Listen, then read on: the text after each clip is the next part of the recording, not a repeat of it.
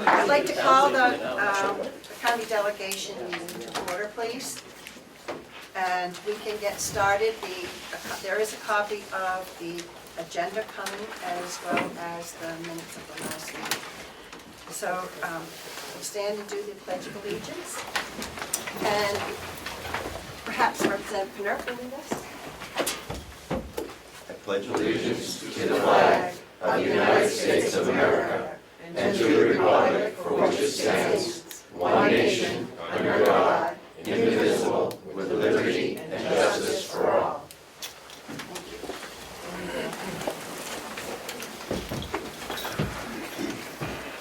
Okay. As usual, I'd like to open the meeting with public comment. Is there any public comment anyone would like to speak before we start? Okay, seeing none, I will close public comment. Okay, we have to approve the November 4th meeting, which those minutes we have not received. They did go out, I think, in the email last night. Did people receive those? Yes. Did you get the minutes? But the delegation all received the minutes? Motion to approve the minutes about the floor, Madam Chair. Okay, are there any errors or omissions? Yes, a few slight ones. Give it a second. Oh, second. Okay, second, Representative Crawford. On page Motion's made by Representative Evelyn. 1, I just asked that we put Commissioner in front of Bebar. I'm sorry, but my memory is not supporting the statement that under jail subcommittee that the committee recommended supporting a study of future needs of the jail at an estimated cost of $60,000. Fully admit I may have a faulty memory, but my memory was we were just saying that there were other alternatives, not necessarily that we were recommending that. And unfortunately, we haven't yet gotten those minutes approved, so I can't really check them. So I would just ask that we take that sentence off. That last sentence of that section, just because I think there is some question, and I don't think it will change anything substantially. Is there any objection to removing that sentence? Yes, One Representative. quick question would be, I'm looking to see if I have them, and I don't know that I have that folder here. It was wondering if Melissa might have those on her computer, such that she could check it for us. Because my recollection was, I'm not sure that we said we wanted to necessarily appropriate, we would support it if the commissioners wanted to move forward with that, we would agree with that concept. I think that was our wording. So the other option is to change the wording, but I would hate to go against what we actually have officially on our record. And I second Representative Knurk's statement that was discussed. That to allow the commissioners, if they felt that the jail needed one, that they would put in the budget. But I don't believe the subcommittee threw support at it at that time. Do the other members of the committee here who have a question on that? Yes, Representative Comeau. Thank you, Madam Chair. Now, this is in reference to a performance audit for the jail? Is that what that we would support as a delegation if the commissioners put it in The the budget? committee, the jail committee Okay. would consider it supporting it. Not the delegation, because we have not voted on that. I believe is what Thank you. I'm saying. And thank you, Madam Chair. I don't believe that we were specific about a performance audit. I think it was just a study of the particular issues that we were concerned about in that subcommittee. Right, in particular, looking at what may need to be changed as we go forward over the next 10 to 20 years. We were more trying to do a forward-looking study than a backward-looking performance audit. That was our concern, is the charge of the committee was really to look at what are the changes that are going on and how that might impact how we could structure the jail, the costs of the jail, and so on and so forth. Thank you. Representative Butler? Thank you, even though I wasn't there. Could you just add at the end of $60,000 a comma, and if the commissioner commissioners agree or support such a study. Would that clarify that statement?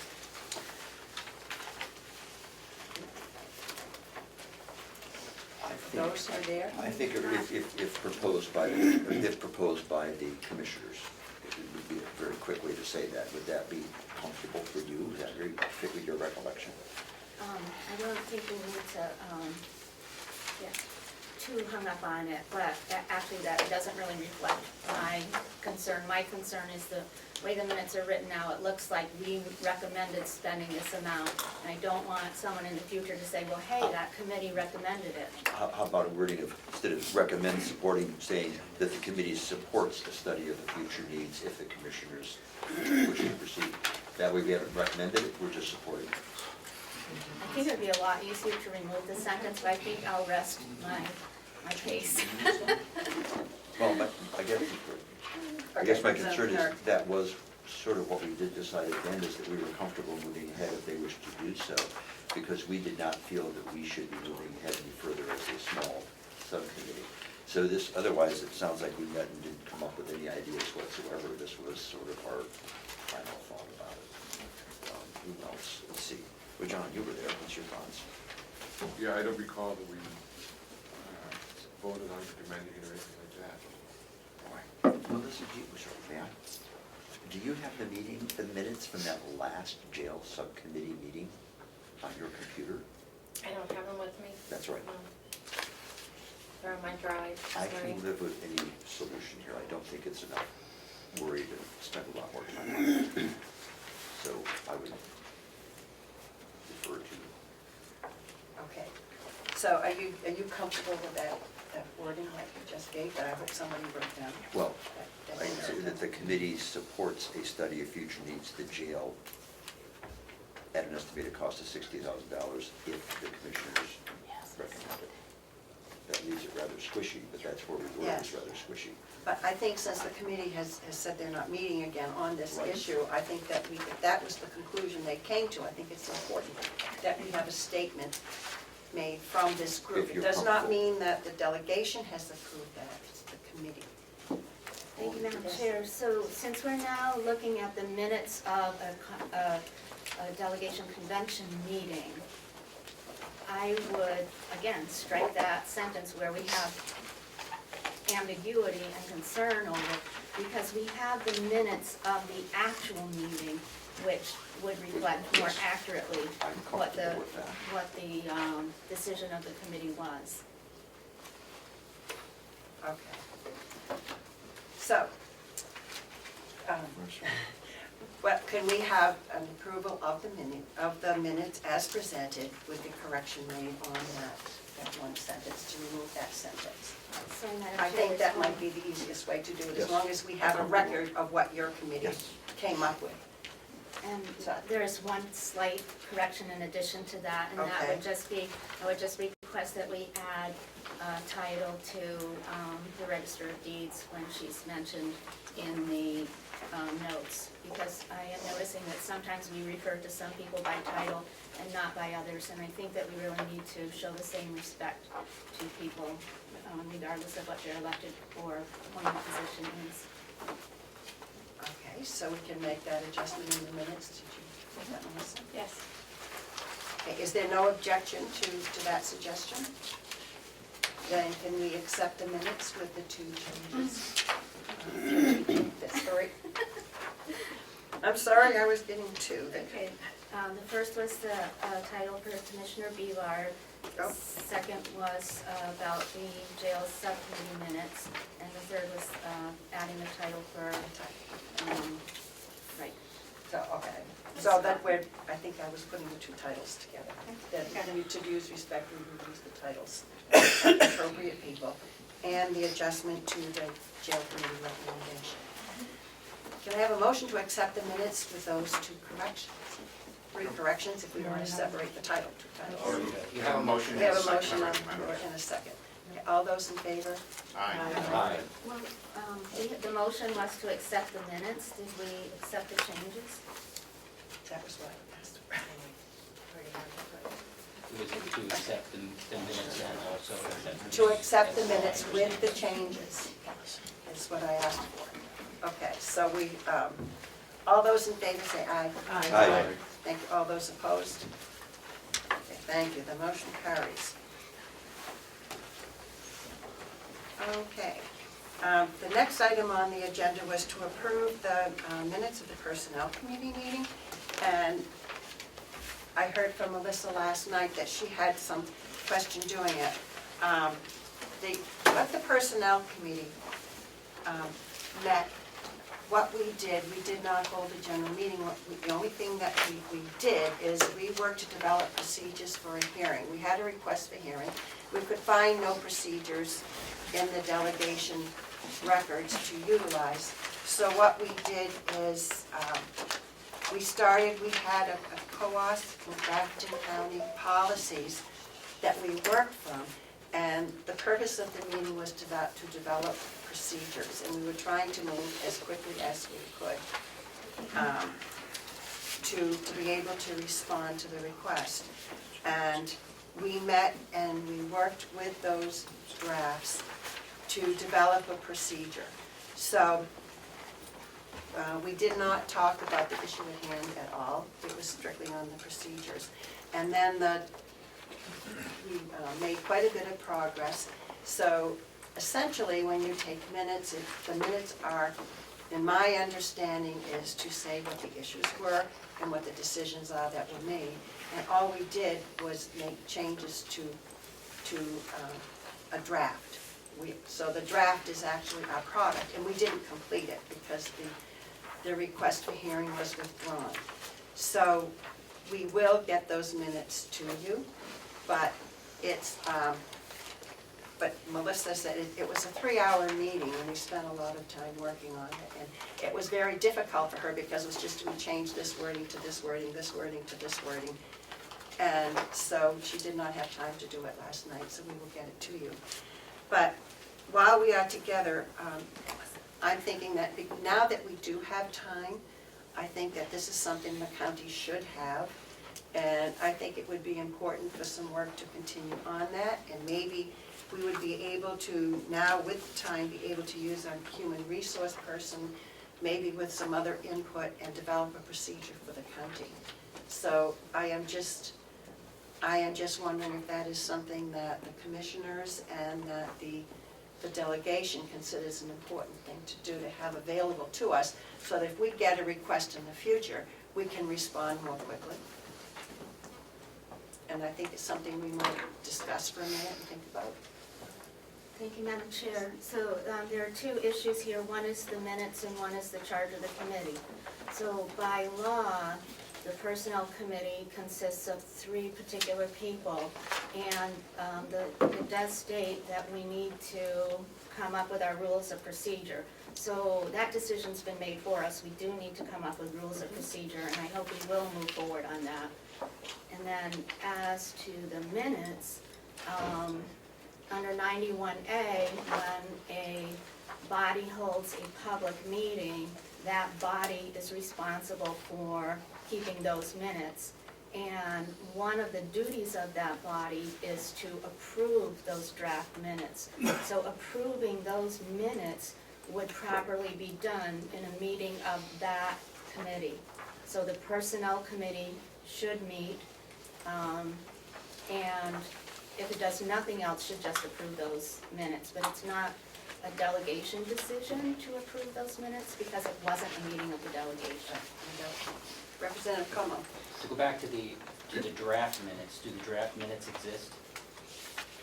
This is just the video and. No, the official draft minutes. The official draft minutes is, I know I have on my drafts the changes that we were making, the original and then the changes we were making. The draft minutes need to be available within 5 days. So wherever they are, they should be in our book somewhere so the public can look at them. What happens later on about when they're authorized is something different, but those draft minutes need to be available. And it is on videotape, so it should be easily put together. Right, we will do that. So it is not. It's not. I know, it's late, so Okay, something thank that you. needs to be done. So. I do think that we should continue to work on that so that that is available. So that the next time we have a request, we can move immediately. And I think that needs to happen. Madam Chair, Yes, is there Representative. any reason that the Personnel Committee, as it currently exists, can't continue to work on that? Is there a need to have other people work on it? I think we can work on it, but I think it'd be helpful to have the human resource person help us, work with us as well. We did have Attorney Bryden from the county attorney's office did work with us as well to help us on legal issues. So I think that we probably could continue to work with them and develop something that can be on file and will be ready if another issue arises. And I think we also, one concern that was concerned with Representative Tyser is that we have it so that it can be at different levels, a minor concern versus a more serious concern. So that it doesn't need to be a one-size-fits-all, which I think is an important issue. Thank you. So, thank you. So, we will be working with Melissa to get that done as soon as possible, hopefully within a couple of days. Okay, so where are we? Approve the November 12th Executive Committee meeting minutes. And that is for the approvals of the transfers. So, do we have those? So, Madam Chair? Yes.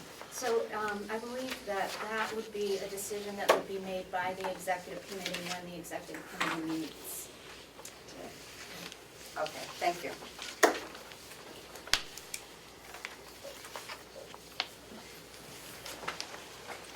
The next thing on the agenda is the finance office update. At our last meeting, we did a lot of talking about our finance office, and since then, we've also had the Avenue contract, and there have been some questions about what is happening with that process, with the Avenue contract, where that is, and what we're doing with that. So, when we met with Avenue, they went over the whole system and what we would get. And there were some representatives here, the commissioners were here, and some others. We received a contract from them. The commissioners wanted it to go to legal review. It went out to legal review, came back with about 13 changes. We worked with Avenue in changing all of them, and we were successful. The commissioners entered into the contract 2 weeks ago. Since then, it was sent back to Avenue, and Kathy has been in contact with Avenue, and they're having a kickoff meeting this coming week, I believe on Wednesday. 18th, yep. And at that time, they will have, they'll have a list of what they'll be implementing first, and Right. They're gonna lay out everything at that meeting, and then we'll get our list of what needs to be done. We have to get things together, submit to them, they have to work through all the steps, so we'll know a lot more Wednesday. so, but I think the first step's gonna be getting stuff into the cloud. Right, to get the, Before we do the training on the purchase order and the AP. So, because we have to get all that past information as well. So that's gonna take at least a couple weeks for them to transition that stuff into the cloud. yeah, they have to do it in several steps, Yeah. because our releases are behind. Right, and implement, all the releases that we haven't been, the upgrades that we haven't been to upgrade because of the ACS 400. Okay, so we will hopefully be at the cloud before the start of the new fiscal year. No. No, that's not gonna happen. I'm guessing probably late January, maybe. Are there any other questions?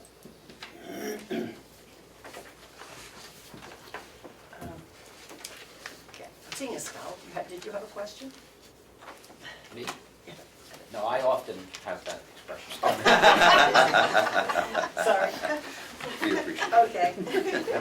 glancing over at Commissioner Baston, that's what.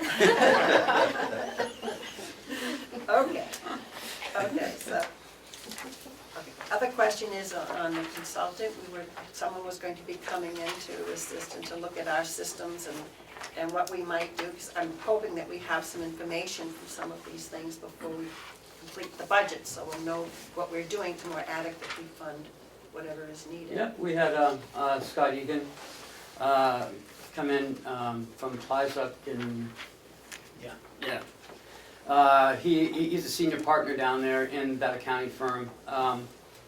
Unfortunately, he's only been up there once. So far, he's canceled 2 other times that he said he had to come up, but he had some family issues, so we couldn't hold that against him. But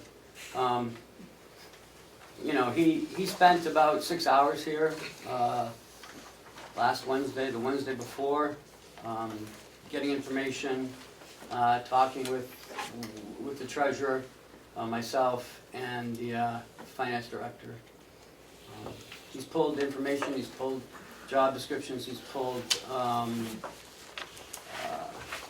organizational charts, he's asked a lot of questions. So hopefully he's scheduled to come up next week sometime. Okay, thank you. Mr. Costello, did you have a comment? Yes, I just wanted to concur with what Administrator Ken said, that he's been here. He did cancel once. I think we canceled him. I canceled him once.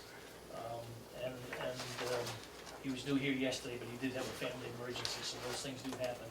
But I do understand, in talking with him, that he is garnering the information so that he can look at everything and ultimately help us make some, hopefully, improvements. It's going to be a bit of a process. As I said early on, it's going to be painful in the beginning with all the work that the finance office has to do. But in the long run, I think it's going to be a benefit to the county. Okay, make sure we're adequately staffed. Okay. Are there any other questions from anyone else on that? Okay, seeing none. The next item on the agenda is the public hearing for the Commissioner's proposed budget. So we will turn the meeting over to you. And I thank you for your work in getting it done so quickly this year. It's great to get it started. I believe you should open the public hearing. Do I open the public hearing or did I do? Okay. See why I've needed these people beside me. So I will open the public hearing on the Commissioner's proposed budget. 2020. The commissioners and the department heads and our administrator have been working diligently on this budget for several months now. We started out asking for a needs-based budget. We asked that everybody try to keep their bottom line from increasing, and I think they've done an excellent job working towards that. I'll let the administrator give you his updates on what we believe are the important pieces. Okay? Thank you, Madam Chairman. The budget for 2020, as you see in the Commissioner's budget, items have been moved. These items are medical insurance, dental insurance. We've also moved out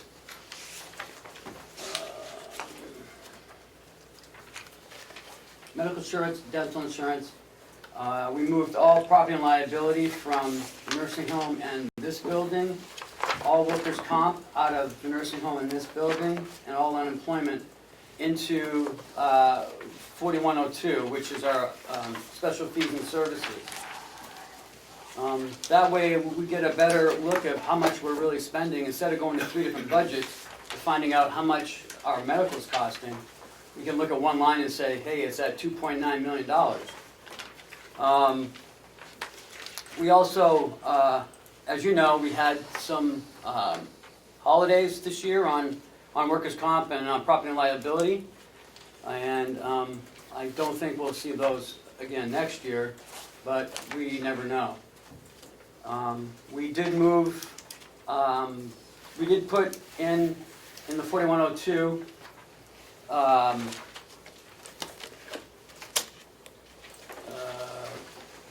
the county funding's portion of its pro share funding, or known as the waiver, the 1115 waiver.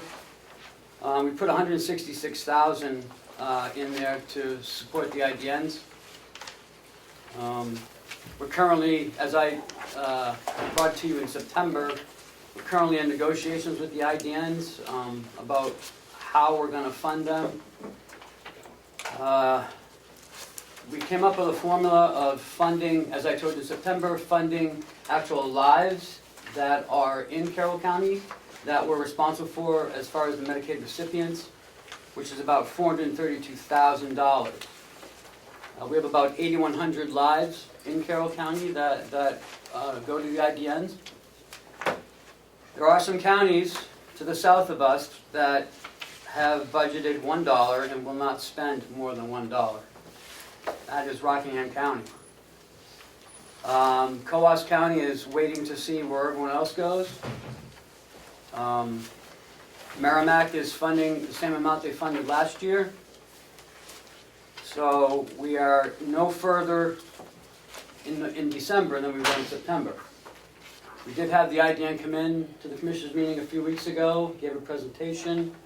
They have a better reporting system, I think. We can see what was spent, the lives that were spent. At the beginning, DHHS requested 99% of the extra pro share that we received to send to them. That was in January of 2018. And we would keep 1% of our extra pro share. About a month later, it changed to 60%. Then it went down to 40%, 30%. 30% of the increase of what we received in pro share is what was sent last year, which was after the 5.5% bed tax taken off of the extra, came to about $81,000. So that's what the bill came from the state for $81,000. That's what we paid. So again, I have a phone call at 3 o'clock today to find out a little bit more on the IDNs and where where the Association of Counties is going with this, because it's a county problem. But the commissioners have proposed $166,000. We did move, like I said, property and liability into one line now. Workers' compensation is in one line, and unemployment tax is in one line. You will see in 4102 also an increase in the payroll service, checkmate. We want to implement an HRIS system. Now that we have a human resource director, having an electronic HRIS system would be rather nice, and it would save us a lot of time of inputting, because we just input it once and it automatically sends the forms over to payroll. It sends it to people's accounts.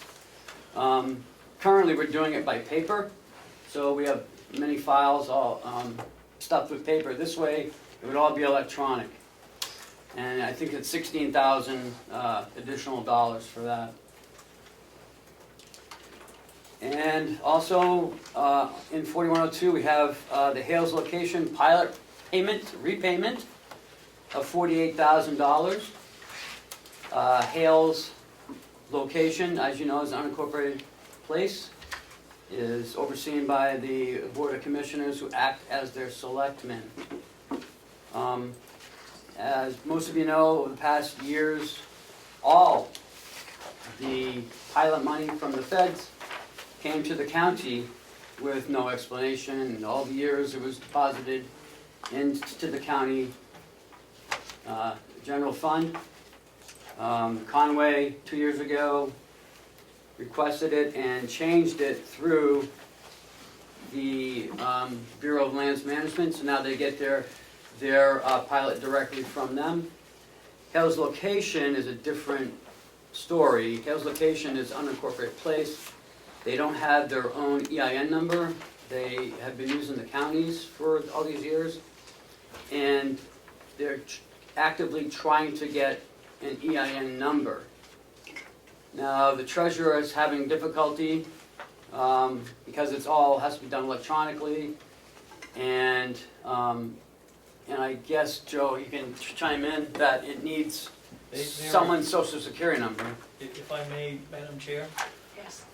the IRS, and believe it or not, I met with the IRS about a week and a half ago for over an hour on this issue. And the IRS is requesting or requiring an individual social security number to obtain the EIN for Hale's location. And it's not just because of that, it's anything that they do with an EIN, they want an individual social security number. So, you know, I said, gee, you've got elected officials here, so they're not always gonna be there. And long and short of it is, they did a fair amount of research. I did get a phone number that I can talk with a direct person. I haven't had an opportunity to do that yet. But we're still investigating as to how we can proceed, because Hale's location, their board of directors is looking for their own pilot money, if you will, to come directly to them. And so in order to do that, we need the EIN. In order to do the EIN, we need social security number, and that's where we stand right now with the IRS. Excuse me, can't you get an EIN you do it as a corporation or? It's not a corporation, it's a, I know, I mean. I believe, I've asked all those questions. Yes, so there isn't a way you can do No. it. Yes, Representative Avalani. Can you tell us what an EIN is? I'm sorry, it's a tax identification number from the federal government. Thank you. Follow up, Madam Chair. Yes. Does Hale's location have employees? No. Hale's location has a secretary, don't they? She's a contracted person, Contracted it's person, not yes. employed. Yes, you're right. Because I know that organizations and groups can get them, businesses can get them.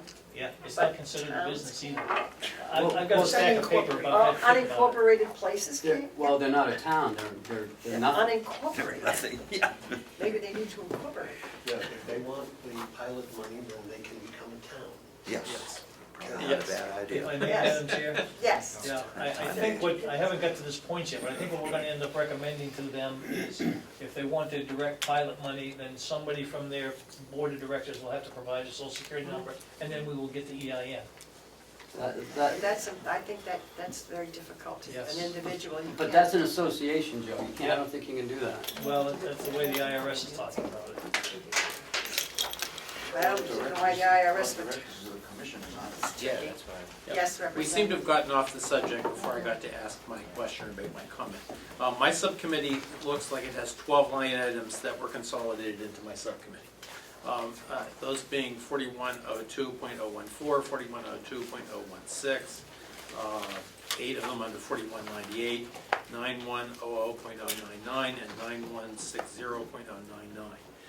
Can, before the subcommittee meets, we be given an itemization of what line items were consolidated into those line items and what the prior totals were for the prior budget and the actuals, so that we don't have to actually physically do that ourselves? Bob has provided some, but Kathy has another spreadsheet that, when we get to there, we will provide that to you. Good, I just wanted to make sure we got it. Yeah. Yes, because when you're consolidating, it's really important It's really to be confusing. able to track where it was, Yep.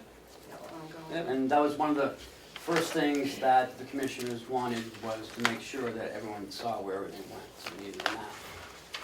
And that's what we're doing, so. Thank you. Representative Woodcock? Thank you, Madam Chair. As regards Hill's location, approximately what's the figure on that, Mr. Treasurer? The pilot money figure, Yes, sir. 48,000. I think it's around 48,000. Thank you, Madam Chair. Did you have another question, Representative I do. Avalani? Yeah. Where in the revenue line is that logged? Madam Chair, I hear cross-talking, I can't hear. Okay, excuse me, can we please, Representative Avalani is asking questions. Thank you. Where in the revenue budget would we find that $47,000? 48,000. You won't, it's money we owe them from 10 years ago. It's a, That's not just one, this goes back about 10 years.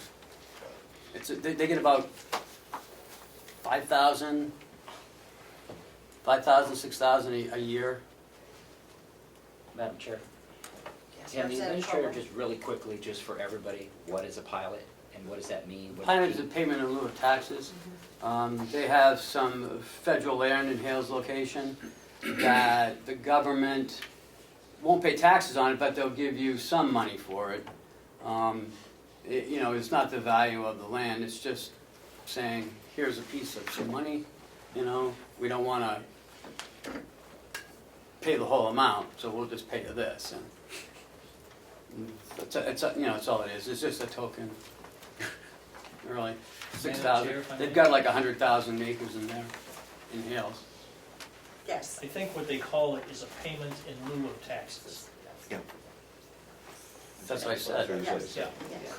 And that was sent, if I understand, it was sent to the county and it belonged to the towns and now the towns, we're trying to Well, find out. maybe. Maybe, and we're trying to sort that out, what has happened, and how to get it back to them, if I understand correctly. Yes, Representative Avalon. So I think my original question still stands, where is that in the revenue sheets? Miscellaneous, it's in miscellaneous revenues. That's where we get it all, it goes into miscellaneous revenue.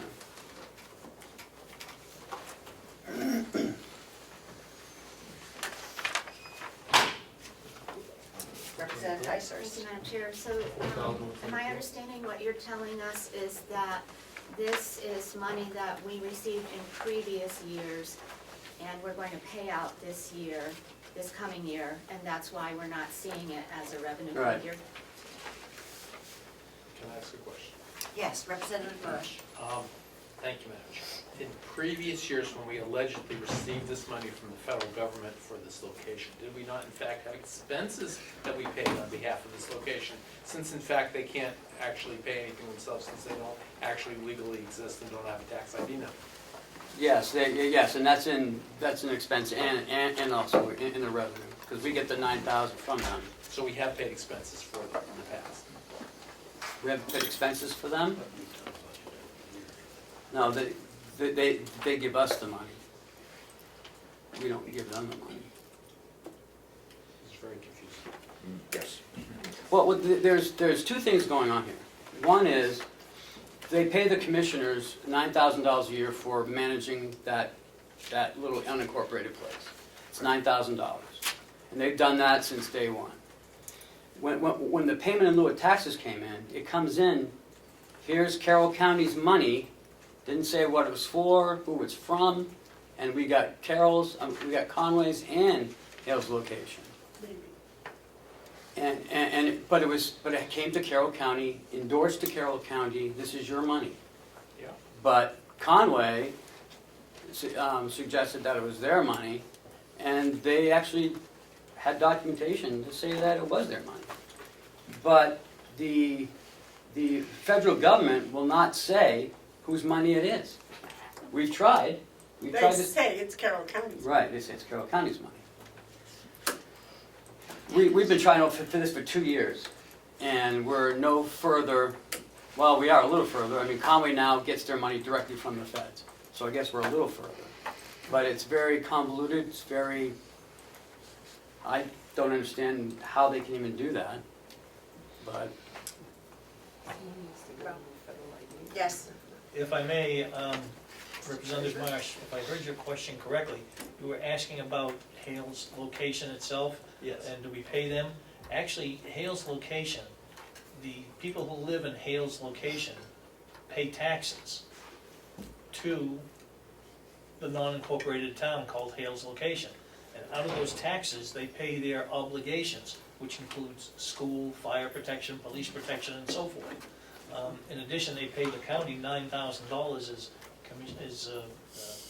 Ken has pointed out, to manage, because they don't have a board of selectmen. The county commissioners, in reality, are the selectmen for this non-incorporated town, the same way that I'm the treasurer for that non-incorporated town.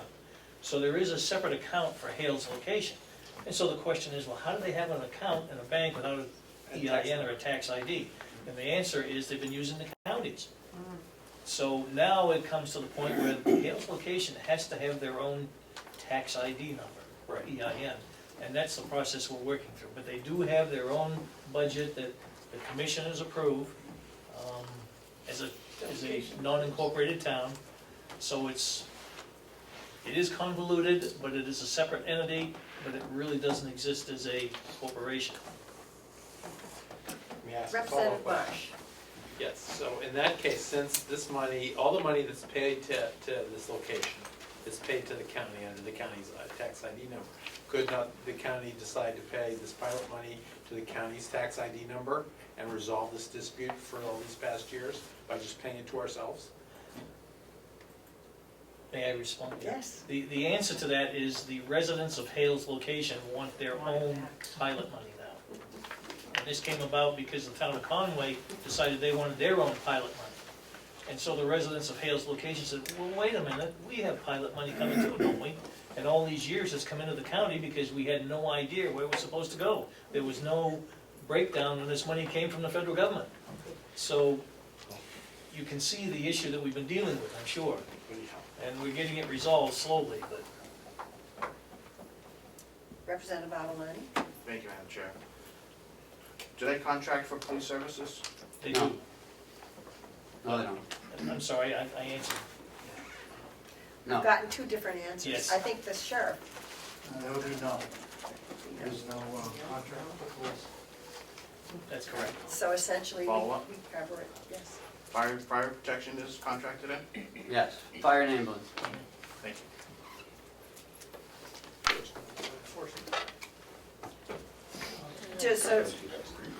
Does that mean that the sheriff's department, our sheriff's department is essentially the police force that, you. Sheriff and state, yes. and the state police provide their police protection? But only through 911 call. They don't patrol the area at all, just through 911. Just as a Yes. follow-up, I'm sure everybody knows what Hales location is. Hales location is a community of, I'll use the term fairly affluent folks with a golf course and a major hotel.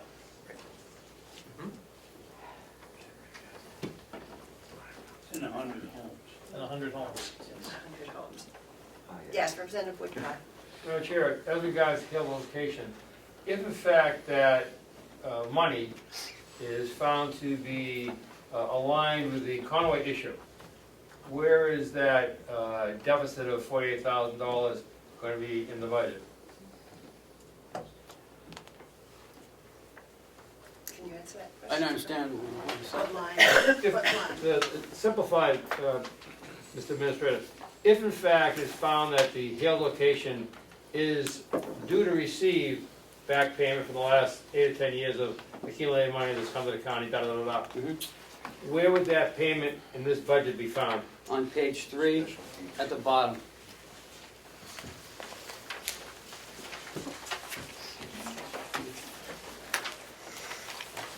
And 102.103. right, you go to the last two columns. The first two columns is actually Conway's, 12,176. Okay? The recommendation is $48,000 from the commissioners for Hales location. Just to follow up, Madam Chair. Yes. Thank you, Ken. So that money has already been allocated in this budget in case? Yes. Okay, thank you, that was my question. Thank you. Okay, are there any other questions? On a good note, I got a notification from the state about the state roundabout. You've noticed that it's pretty well. Yeah, and that would happen in the spring. I don't know if I told you this already, but I know I told the commissioners that the $25,000 or the $23,800 was not totally needed. When they dug it up, it wasn't as bad as they thought it was. So they couldn't tell me how much is coming back, but we'll be getting something back when the project is completed. I'm guessing probably half, so about 12,000, 13,000. Better than sticking at. Yes, Representative Avalon. On page 4, we have the Human Resource Department now. On that budget, you'll find that we moved the Mountain View Nursing HR Generalist back under this budget. She's working for the HR director and their allocations. So it's a pretty simple budget.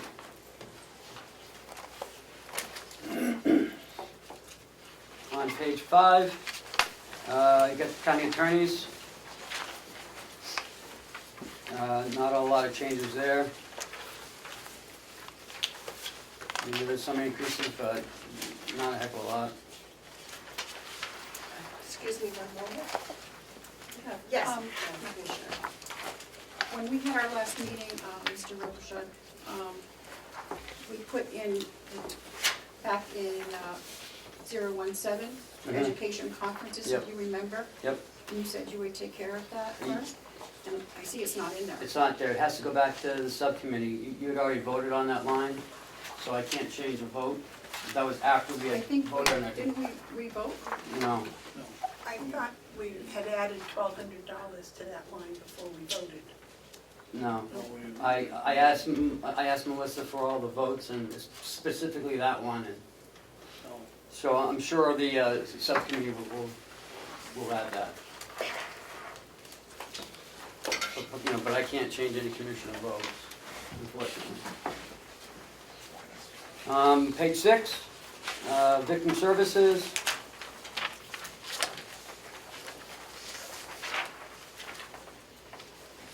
We're up 11,000. Looks like mostly in salaries. Page 7's a new one. You got the regional domestic violence prosecutor.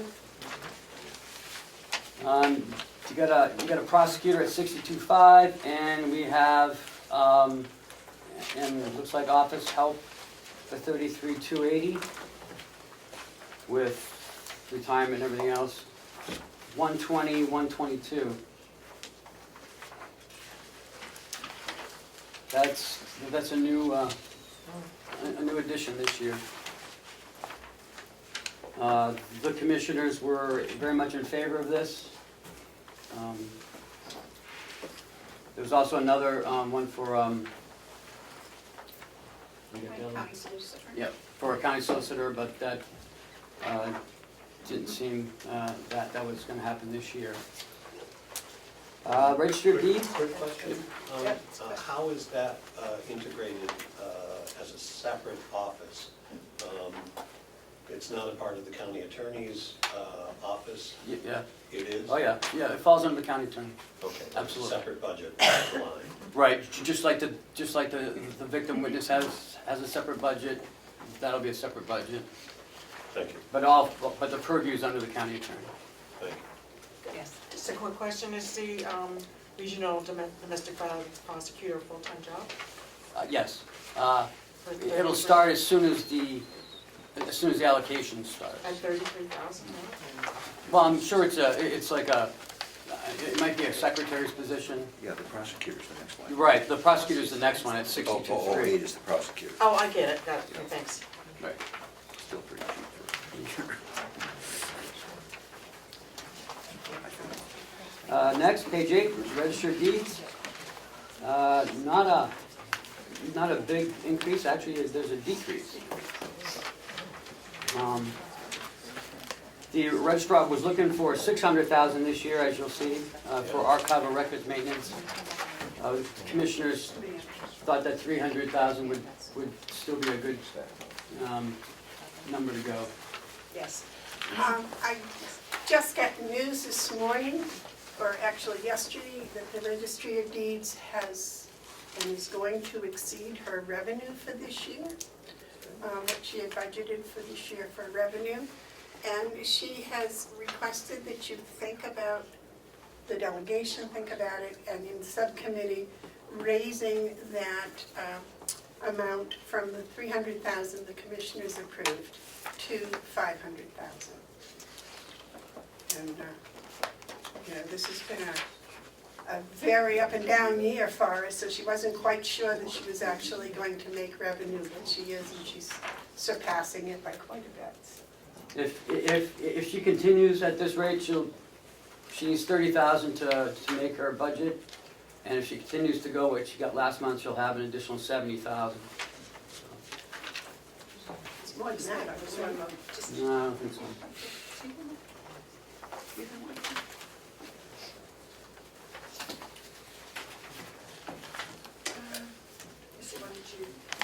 But that was a request that she asked me to bring forward to all of you to think about between now and when you meet the Well, subcommittee. I was thinking that the subcommittee will Right. consider that. And by the time they meet, you'll have the full year exactly too. So I think it's something that we certainly can think about, but we will not change at this point. Right, thank you. Okay, thank you.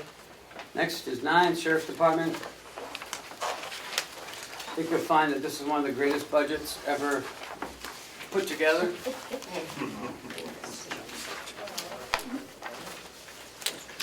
Are you gonna go over some of the changes, because there are a few that are. Yeah, Well, he's reduced it about, was it like 30,000? Well, the cars went into capital. The cars were in capital last year too.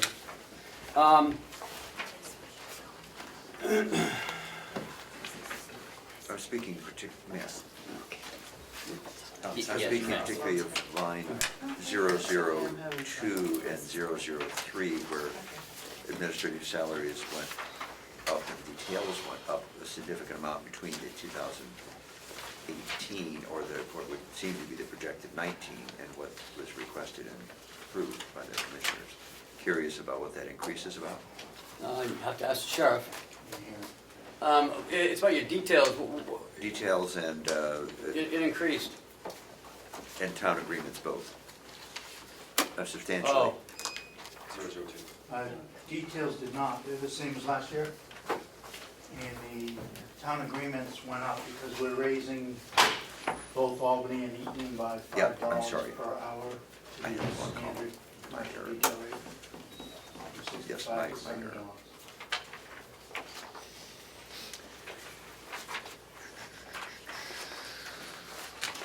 Thank you.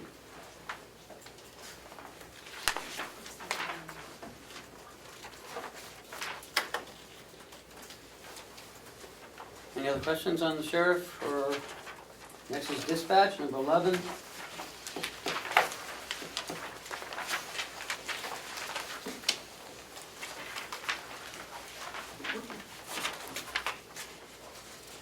That went down because the $4,000 for electric was put under 4198, which is the new county facilities. Number 12, medical referee went down $760. The county attorney allocated it differently as to how she was seeing the invoices coming in and some of the services that were happening. So she just made adjustments according.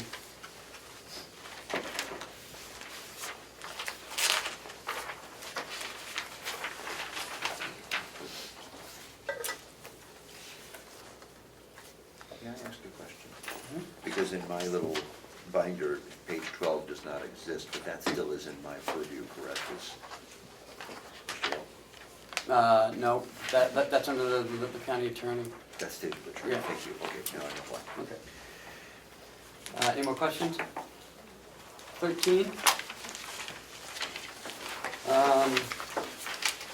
That's the admin building, that's this building. Big reduction, not really. Most of these items were moved into the 4198, which is again, the county, what's it called again? Facilities budget. County facilities. And we'll have a map for everybody for that one. 14, our favorite one, the EAS. EAS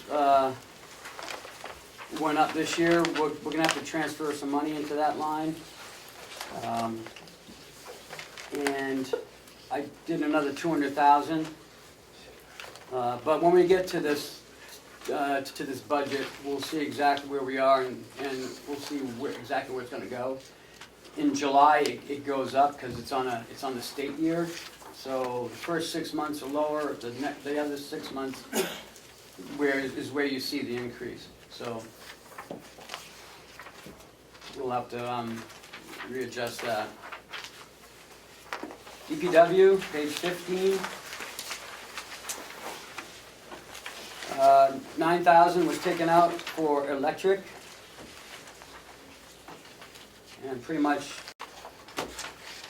there wasn't a big, huge increase anywhere in this budget either, so. Excuse me, can I just ask a quick question? Are we seeing the savings in here from all of the work that we did We won't see it until the end of next year. end of next year? Right. Okay, We have to go 1 year until we start to see the savings. okay, thank you.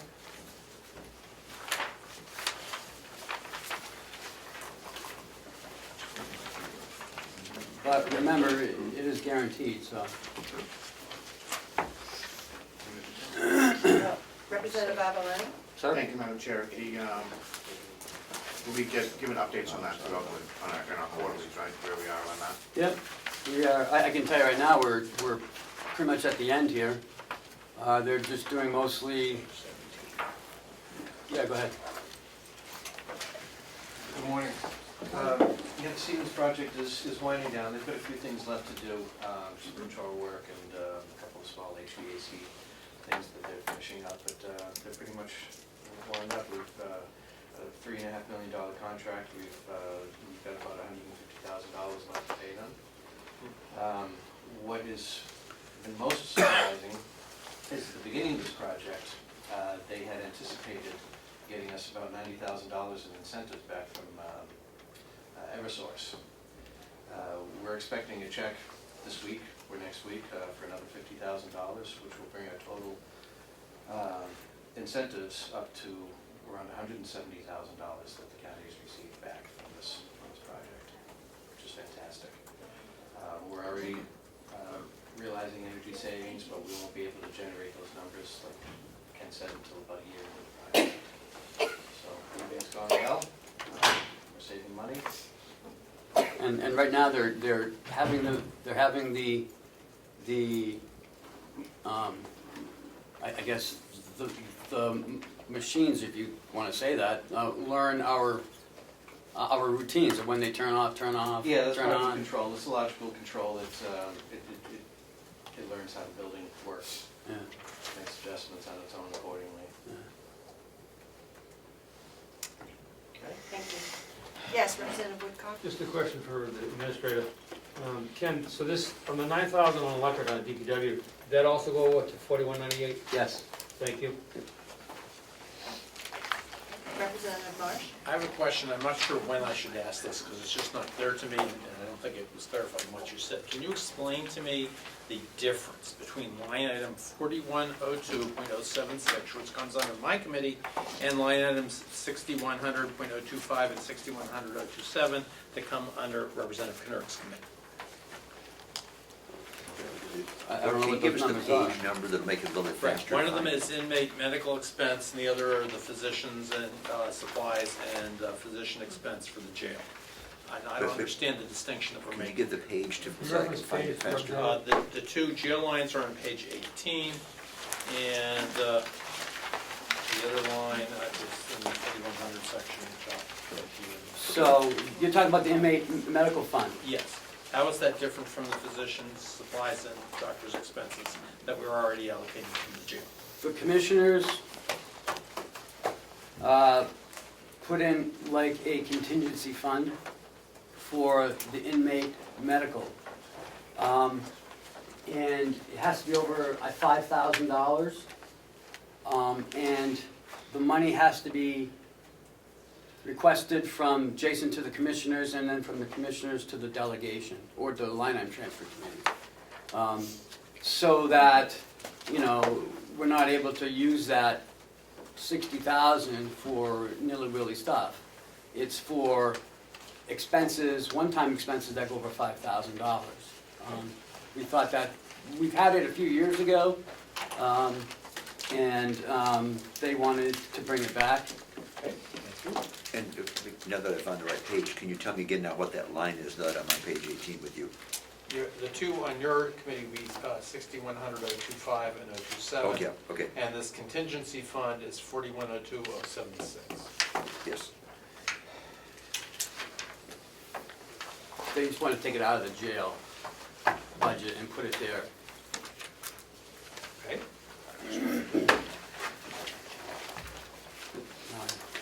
Does anybody know where I left off? 817. Thank you.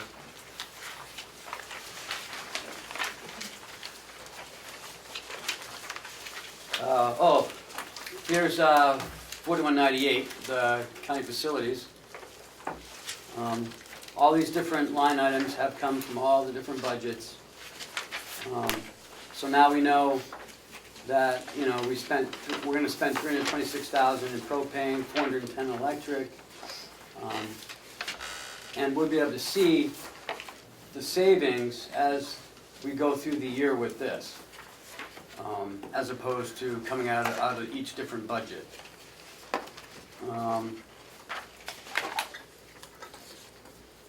And Bob will be managing this, and we'll have a map for the subcommittee of where each amount went to what line. And you'll give us the prior totals so we have that for Yep.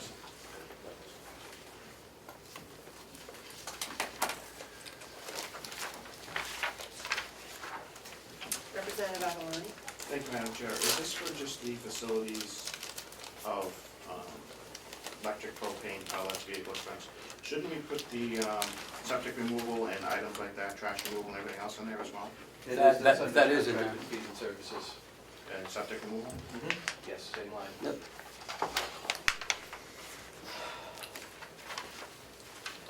Everything that has to do with maintenance is on that line.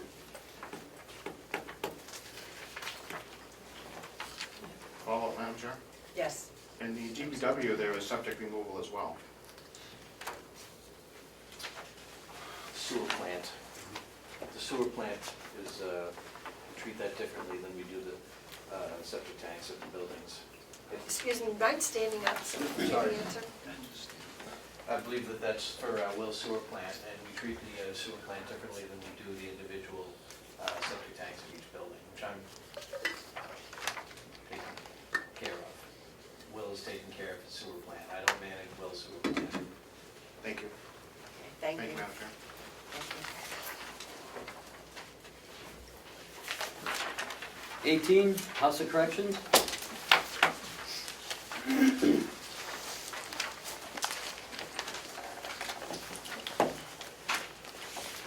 Now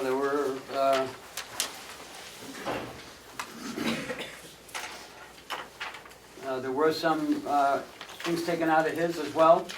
The electric, the propane, the generator, the trash, the building maintenance, building repairs, equipment repairs.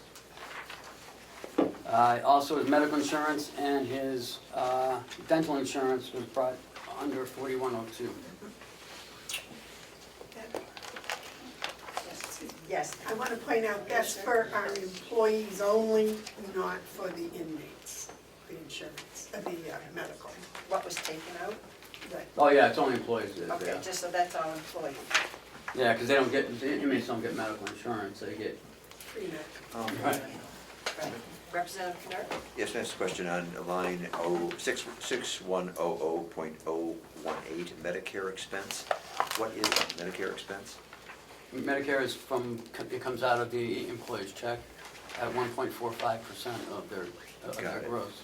And so why is that not moved out like medical and dental? Because that is with the retirement and Social Security. Okay. Thank you. Representative Butler? Thank you. Mental health? What is that? Is that a separate, That has to do with the IDN grant, and I will have Jason answer that for you. Actually, it's to do with the Second Chance Grant Act. We had a part-time mental health LADAC 3 days a week, part of the trust program, and also doing classes and evaluations on clinical. That grant ends as of March. I have asked for an extension because there's still some money there. And if they extend it, it will go through September and this will come down. If not, then this is the rest of the cost to maintain that position, and my hope that the county would continue to fund the position if it's needed. Thank you. Did you have a question, or are you just thinking? Just think Okay, I'm sorry, that's usually you. So, okay, I'm sorry, thank you. Okay. I had a, sorry. Yes, Representative I Knurr. had another question then too, just looking at the medical services and supplies, .025, 130 for last year, up to 180, down to 150. Can you clarify what went on there? Department head requested 180,000, the commissioners reduced it to 150. And may I have a follow-up? Yes. So this is for payment of inmate medical expenses, correct? Yes. So does this include payments for medication-assisted treatment or not?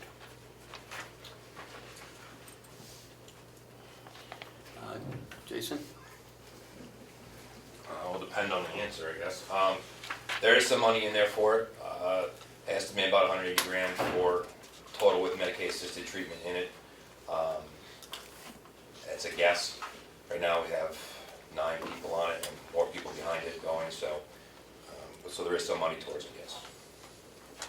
Towards it. What is it? Medicaid-assisted treatment. Medicaid assisted. Along with all their regular medical items.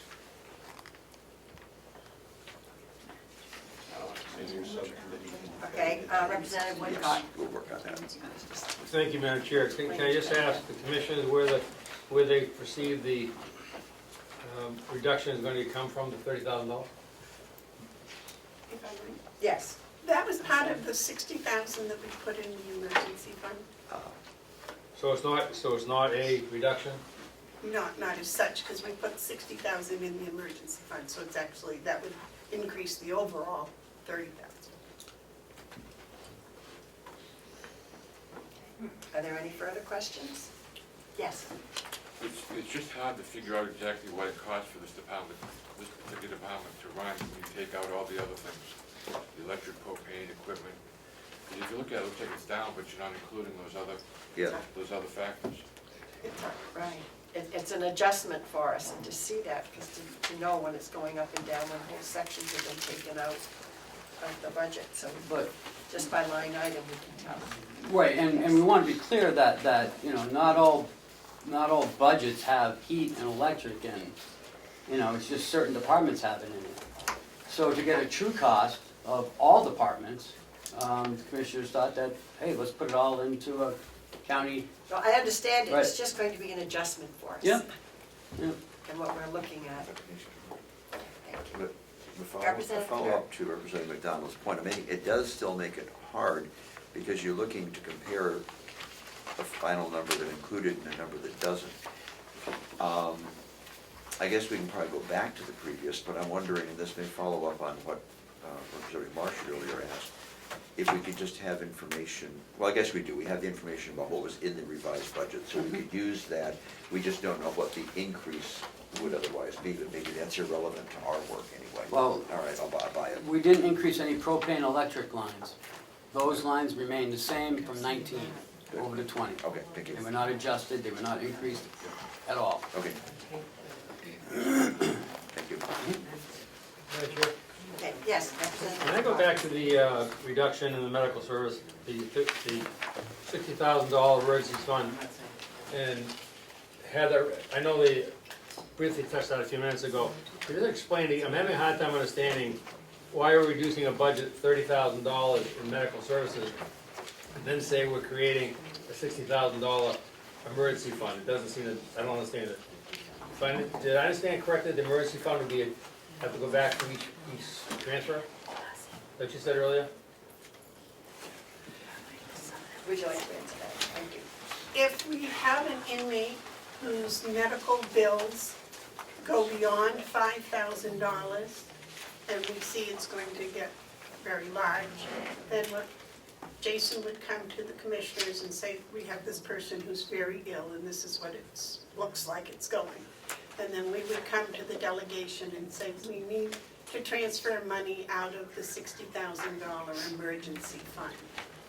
And that would, because as it stands now, his budget can be fine for 2 or 3 years, and then he gets somebody in there that's extremely ill, and suddenly his budget goes up $50,000 or more. And it doesn't reflect what's actually going on an annual basis. So by having the emergency fund, we can, kind of try to balance that out. Follow up, Madam Chair. Why wouldn't we Yes. just budget it as we presume it's going to be with the $30,000 in there and not put 60 in emergency? I mean, I don't understand why we're reducing 30 and putting in a 60 emergency if you think it's gonna, I don't see why we have to come back every single time for inmate that's having a large bill is ill, and requested to go through 2 different pieces of hierarchy to get it taken care of when it could be in the budget initially. I don't understand that, why we do that. Well, because this is for an emergency situation. I don't know if I'm speaking out of turn, but we had a patient arrive here whose medication was astronomical. And to take it out of the regular budget just made his budget look all warped. So by having an emergency fund for it would be better, and then we could come to the delegation and say, look, here is the situation. This is why this is different. It's an emergency situation. We've asked for emergency funds before, and we haven't gotten them. One more follow-up on me. Last one on this. So the $30,000 of the emergency fund is the reduction in the medical service. And the extra $30,000 for the future, in case there's a large increase. Yes. So why wouldn't we just leave the $30,000 to make an emergency fund 30? Because last year when we asked for the emergency fund, you put it back into his budget. And that's what we're taking out again this year. Thank you. Representative Knerr? The concern I have with that rationale though is that 60K is designed, is available for a large cost of an individual patient, not aggregate.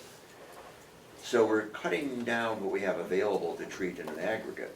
And I understand there may be a very expensive patient, but if we feel we need 180 to treat the ones without the emergency, but we suck 30 out of that and put it in this other one, it's really not available for the smaller fees that we may still accrue. It's only available for the ones that are over 5K, so now we've actually placed a restriction on it. So I'm wondering, why would we not keep it at the 180 and then put 30 in that contingency? Because then we are still where we think we ought to be. The 180 included the contingency we asked for last year. And you just put the contingency into this budget last year. Representative McCarthy?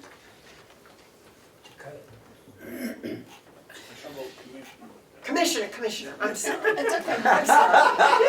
That isn't. I'm sorry, I'm still jet lagged. I'm usually spacey enough. That's okay. I just want to, the way I felt about this was, and I specifically asked Ken how much he had spent, and he had a number for us with, actually on this date, was 11/25, Ken? 22. No, when we went over the budget the last day. 11/25, yep. And you gave all of us a number of what he had spent in that line item, and it was nowhere near 100, even the 130. It was 107. Right, but that was before we got that new inmate. No, we had that inmate before that. But we had the outline. That's, so, can I finish? So, I didn't want to leave him short, so we decided to do a contingency fund. But if we had, my thought was if we leave the 180 in there, he uses 100, 120, he has that money in the budget. If it's in a contingency fund, it can be used for nothing but medical. That was my thinking. I'm not too sure about the, so that's why I agreed to that. would go back into the, May I ask a follow-up to that? I think Representative Avaloni, did you have a question? The follow-up would be, Okay. if it's in the Representative budget, Kennard? if it's in the budget under 025, isn't that also restricted, only be able to be used on medical? Line item transfer. could be a line item transfer. Sure, but he has to come to you for that. Right. So, I mean, we still have the restriction. Representative Marsh? Yes, thank you, Madam Chairman. I'd like to concur with Representative Butler that a lot of this discussion can go on in subcommittee. But one thing that really can't is I would like to know why we decided to put this contingency fund in 4102 as opposed to 6100. Yeah, I think, I would agree with you. That would be. Representative, yes, Commissioner. I'm sorry, I am jet lagged still, and I have a cold. Yes, Commissioner. Contingency fund, so that, Can you speak up a little bit? we put the contingency fund in so that, it goes to, it'll have to go to you people for approval. And we didn't want it in the jail, the House of Corrections budget because it's there to prevent, an ocean wave on it from year to year.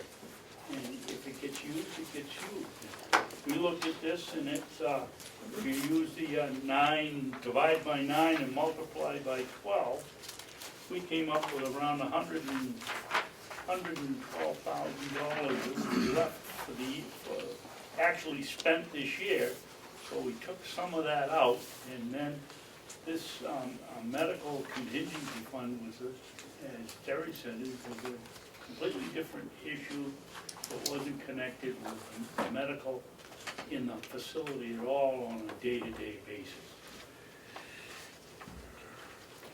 Thank you. I need to set the record straight that individual has not, as of 11/25, did not receive any prescriptions from the jail. So. Superintendent Henry?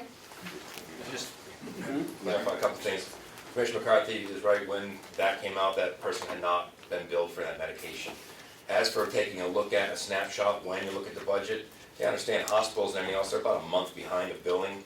On my regular bills alone, by the end of the year, it's gonna be about 130 grand as regular bills. This individual's with us now costs us, just so you know, $6,304 every 2 days for medication they need. I just spent $74,000 for 4 weeks, and then that medication through Interlocal Trust is gonna help us and go down to $4,500 every 2 weeks.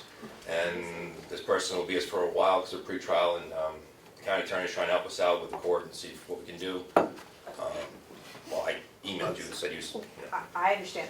May I speak? I don't speak out of turn. Are you but- finished? Yeah, I'm finished. So, but we're trying to do as best we can and get help from them too as best they can. I just want everybody to know that I would never do anything in the court or move anybody out for budgetary concerns. That would be That's not what I was improper. implying. I just wanted to clarify that. Thank you. It's okay.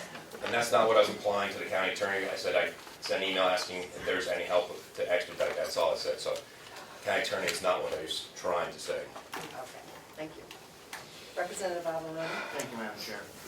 Is there any reason we can't have a revolving account for emergencies such as medical, so we don't have to go through this year after year? I don't believe so. Could it be something you guys look into? Follow up, Madam Chair. Could it be something that is looked into to avoid further discussion? When you say revolving, you're saying somebody just comes in and we just take it out. It's funded once, and if you use it, you use it. If not, it stays there until it's used. Yeah, I don't think, yeah, I'll check into it. I don't think we can do it by law, but I will check into it. I think, okay. That's okay. I think medical might be, Nursing homes we can. yes, so I don't know if, I know nursing homes we can, so I don't know if it would fall under the Maybe. jurisdiction being medical. I'll be happy to check it out for you. Thank you. Commissioner? I think that was our thought with the contingency. If we don't use it, it would be there. It would be carried forward. I'm not sure if that's, but I think that was our thought. It sounds like that's what they're trying to do, something like that. I don't know. Yes, Representative Avalon. Contingency was still to be funded year after year, so we have the same discussion here. Exactly. Representative Comeau. Is Representative Avalon talking about like a capital reserve account that is only for a specific purpose? A non-lapsing or revolving. For a specific For a purpose, so specific- they can't use the money For medical. for I'm other things. pretty sure they can set it up under the nursing home, so I don't know if you could stretch it to cover the medical. I'll try. Yeah, non-lapsing would be the issue. Right. Yes.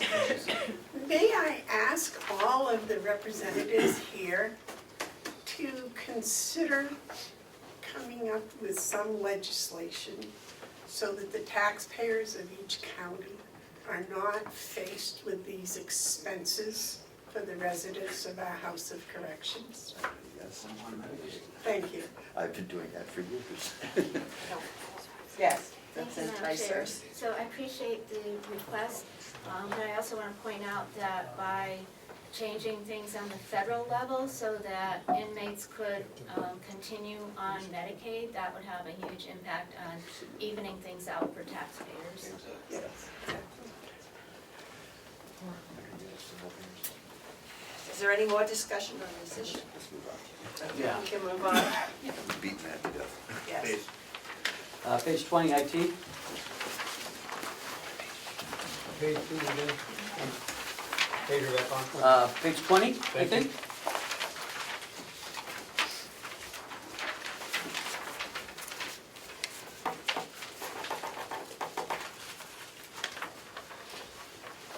I know there's a little more money in here for, under the countywide contracts, for PCC. That's the nursing home software, Nursing home, electronic medical records. electronic medical records. But other than that, I mean, everything else is pretty,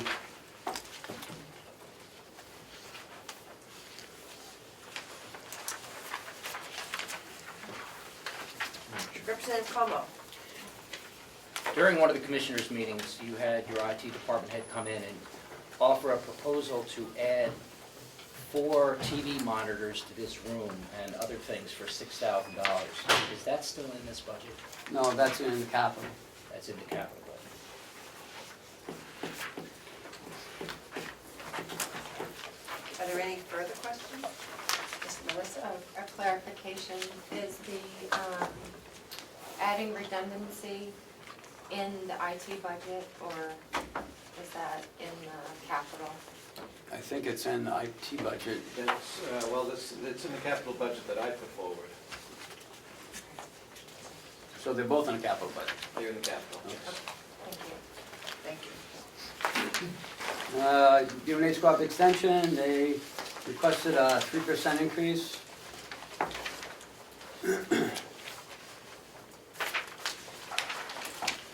Interest expense, we moved Mountain View's bond into this line. The energy upgrade is also in here now. And as you noticed, the water system was paid off last year, so that is gone. And we have the TAN increased, the treasurer increased at 5,000 just because of the interest rates. We're not sure where that's gonna fall.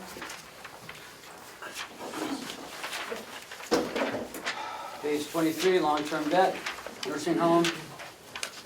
You notice the water has been paid off. The jail bond is gone as well, and energy upgrade principal payment. 24, regional appropriations. They've been held level for the most part from last year.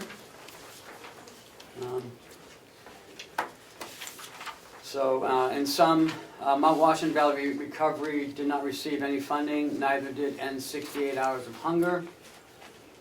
Those two were not funded this year. Question, Madam Chair? Yes. Representative Woodcock? Just a question, the reduction for White House addiction? From the request, I see it's increasing by 3,000, but what was the rationale for the $40,000 request? Yeah, Commissioner Bavard? Because the other department heads had worked so hard at trying to keep their bottom line from changing, what we decided that we would do is take our regional appropriations money, and we would keep the same figure. And so what we did was we worked with those that had come forward and requested, and we stayed within that same figure that we used last year. Okay, the follow-up, Meg? Yes. Why do we zero out Mount Washington Valley Recovery?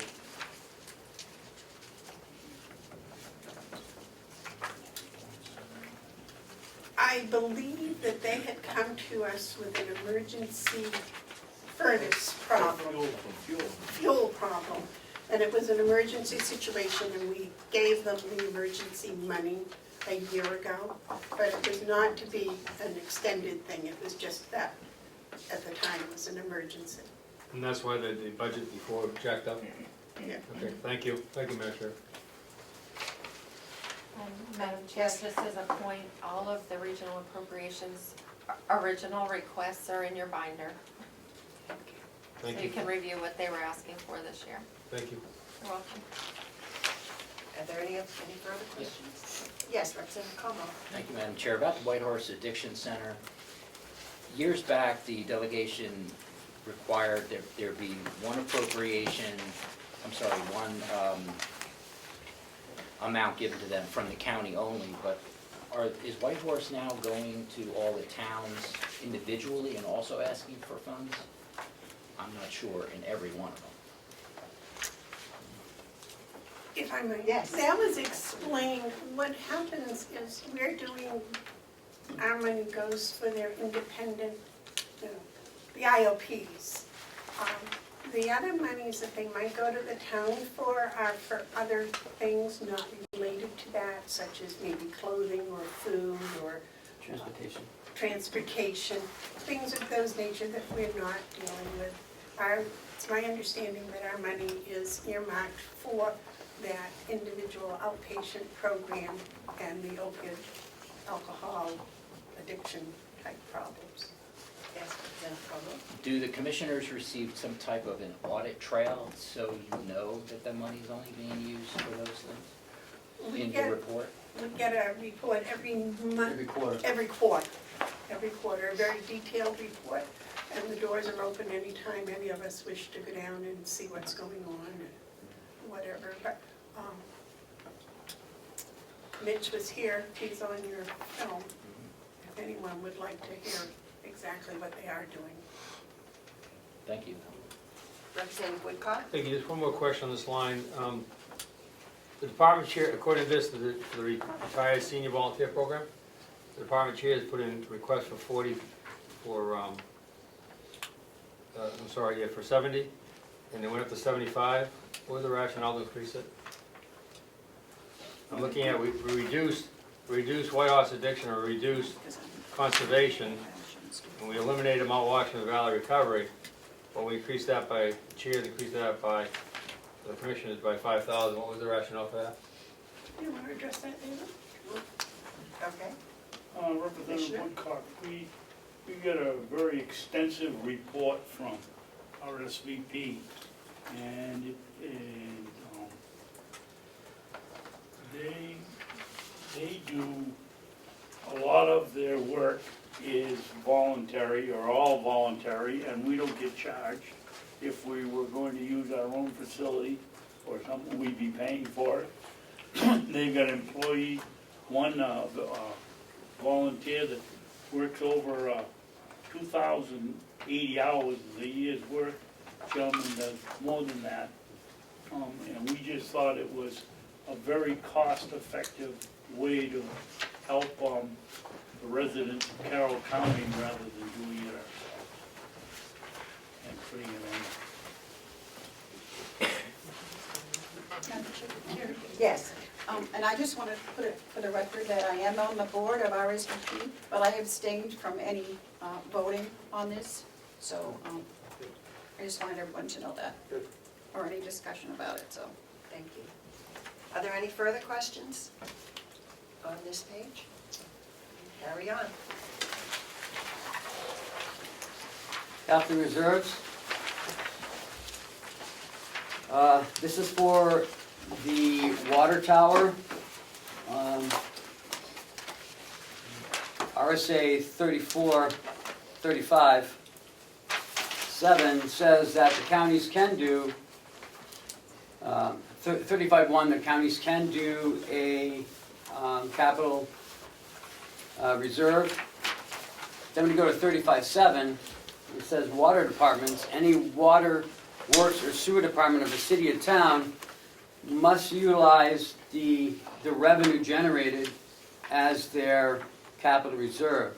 Can't take taxpayer money. It doesn't specify counties, so it's been sent to our outside legal counsel for review, and I'm confident that we will be able to do it. So we should be hearing back soon for that. So Melissa was able to post it correctly, and if it's a go, then it'll be fine. Representative Comeau? Thank you, Madam Chair. Is this for a new water tower or repair it to? Right, remember maintain? last year, we had put another $150,000 in for a new water tower. Or is it paint it? Just for repair. Okay, just repair it. What they do is they come in and spray it with this spray, but it also reinforces the whole tank as it's drying. And once it dries, it's reinforcing the tank. It's a lot cheaper than getting a new tank. What is required though, it takes 3 to 4 weeks. In the meantime, we need to get the water pressure up so we can service the fire hydrants and of course the town. And so we have to get a water truck up there and to act as a temporary tank.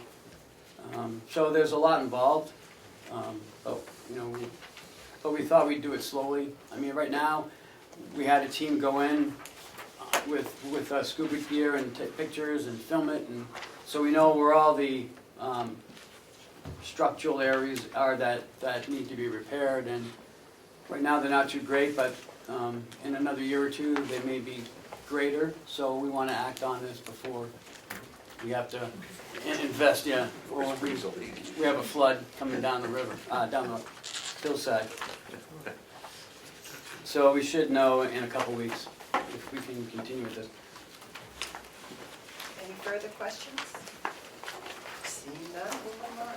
26, county convention. In talking to the delegation coordinator and looking at some of the federal ruling and standards, the commissioners would like to bring her back as an employee. She would like to be an employee. Therefore, we've put it up back into the employee with the Social Security and the Medicare matches. We've also put in $650 for a new laptop, for a county laptop, and because she's been using her laptop, and we feel that the county should provide a laptop if she's taking recording all the minutes for the commissioners and the delegation. We may want to look at, we may want to look at the meeting expense at some point, but as of right now, we think that that's a good number. That's the only 2 changes in this one. Madam Chair. Yes, Representative Dysers? Thank you. Do we have an idea of, or kind of a plan of how many meetings would be covered and that kind of thing, or not? We do it in the commissioners.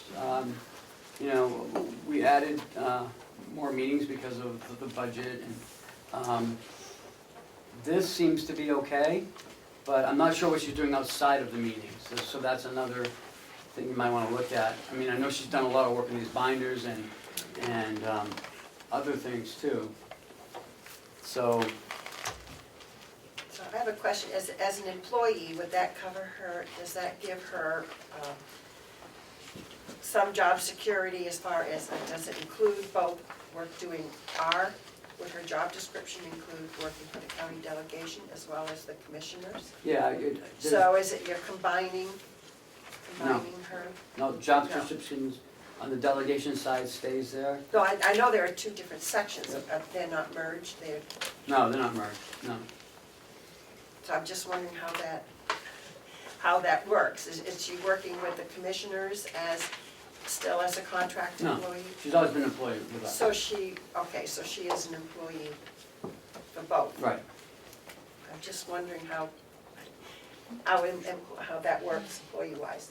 Yes. Am I remembering right that when we first explored having a delegation coordinator, we ran into some ambiguities because the RSA says that we can, I don't remember the exact word, maybe contract with or employ, does it say employ? Okay, but that we actually didn't have, as the delegation, the authority to pay a salary. Wasn't there some confusion or ambiguity about that? No, I got a legal opinion that said that she should have been an employee. Okay.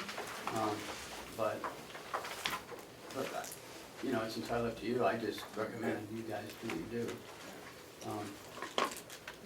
But, I mean, we had a long discussion about it, and, you know, I think personally it's best that she's an employee. No, I'm not arguing that. I think she should be an employee. I'm just wondering if we are the county, and she's an employee for us. We are you are the county, part of the county, the county is one. She's an employee for the commissioners. And I'm just wondering how that works for her ability, her time, accruing of benefits, you know, like some sick time, and how that puts her in if she's in two separate categories. No, she doesn't get any benefits. She does get dental, but. No, I'm just, you know, having been an employer, I mean, someone who worked for me and worked in you know, for the children's center and worked some in this department and some in this department. She was still one employee and her hours were, you know, combined, and she was paid weekly for what she did and the different things. And under separate under one supervision. I'm just wondering. Well, just think of it this way. If there wasn't Melissa, it'd be two different people. Right. So she's just taking two different people and making it one. So essentially you're saying there's two different jobs. Yes. For the Oh, yeah, it's absolutely two different jobs. And when she punches in for this meeting, because she has a punch in, it knows that it's for you guys, and she gets that pay scale. And when she punches in for the commissioners, she gets that pay scale. So, you know, as far as that's all fine. I don't understand I don't understand what you're trying to ask. Well, I'm just Really. wondering from an employee's point of view, and I guess if the Department of Homeland Security says it's okay. Then yes. Would you like the employee's point of view? Yes. Yes, I think it would be helpful. Okay. So it is set up as two positions. For the commissioners, I'm on a per meeting, you know, per week salary, my punch. I don't do any additional duties for them. It's doing the meetings for them. And under that structure, I'm a direct report to the Board of Commissioners. And then for the delegation, as you know, and as we have a contract right now, it's per meeting plus an hourly rate for any additional duties as requested by the chair or any additional meetings. And under that arrangement, I'm under the purview of the delegation chairman or a direct report to the chair. So I had reached out to the Department of Labor, New Hampshire Department of Labor, and asked for the qualifications of a subcontractor. And when you are a subcontractor, you have to meet 7 criteria, all 7, not 6, 7, to qualify as a subcontractor, and I can't meet all 7.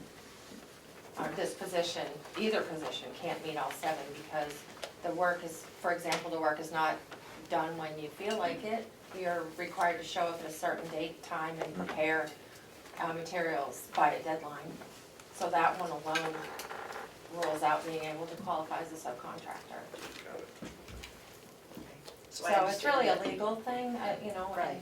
No, I see that, I just wanna know what, if you lose benefits because it's separated.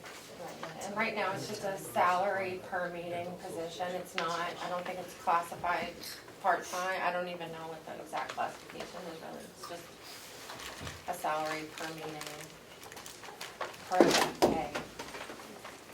All the hours you do though, we should. I mean, if you wanna, and right now, fortunately, at least I think fortunately, it's one person to kind of bridge that communication and, you know, try to. No, I to- see the to help you benefits of it, down. and I see the benefits of your having the job. I just want to make sure that you're receiving the benefits. I know the benefits we're getting.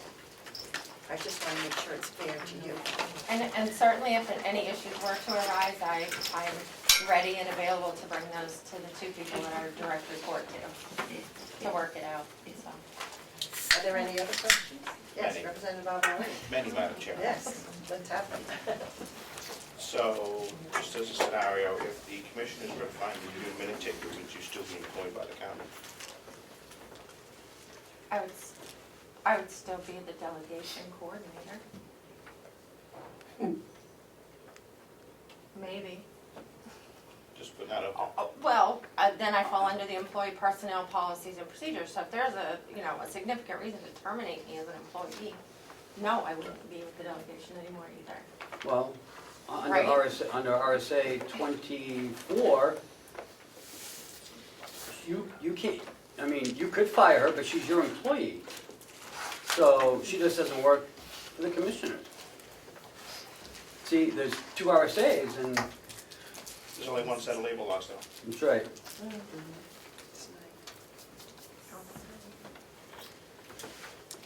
I was just wondering if this might be Let's better have- handled in the subcommittee, worked out and then brought to the full delegation with an Yes, I think that would be. educational piece included. No, I think that would make sense. Yes. I think it's working very well right now, and I It's don't working really think it beautifully. needs any fixing. I think it's, Yeah. Why do you want to? Sure. Yes, the, If you have a point of order, would- sure, technically it's a personnel matter. yes. That I think that we should take it up in committee. The personnel committee will be meeting, so we can take that up. Thank you. That's Sorry, not a but- personal.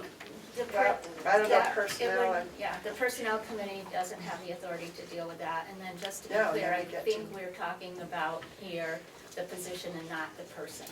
right.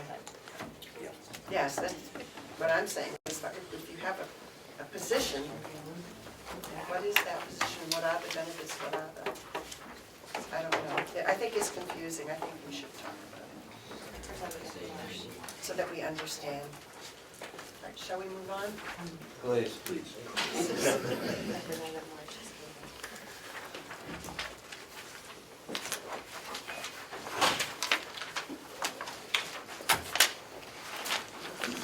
Next is the capital expenditures.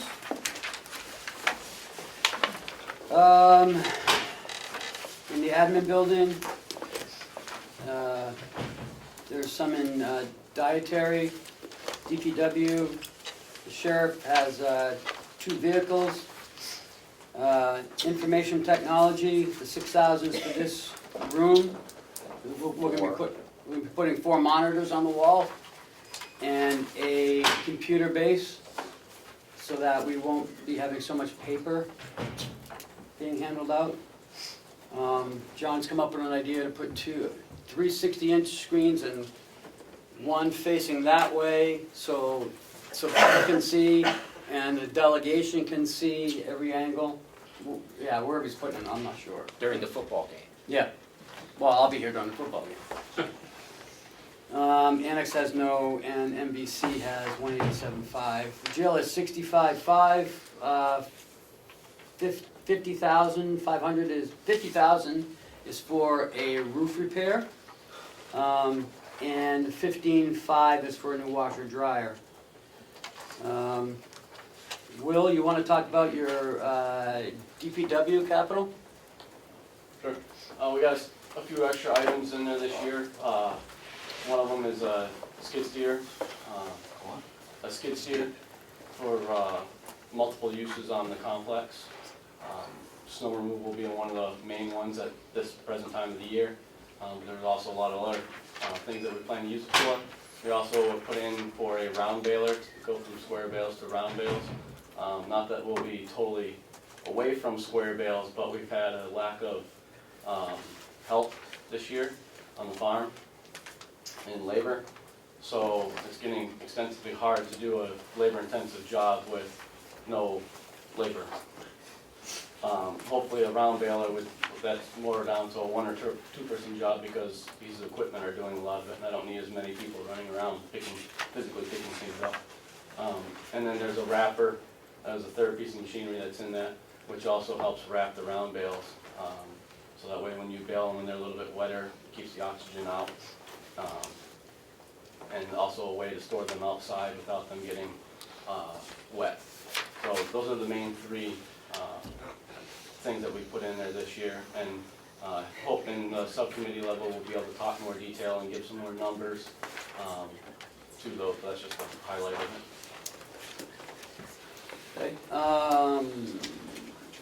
Bob, do you want to talk about your capital? Sure. Well, let's do the administration building.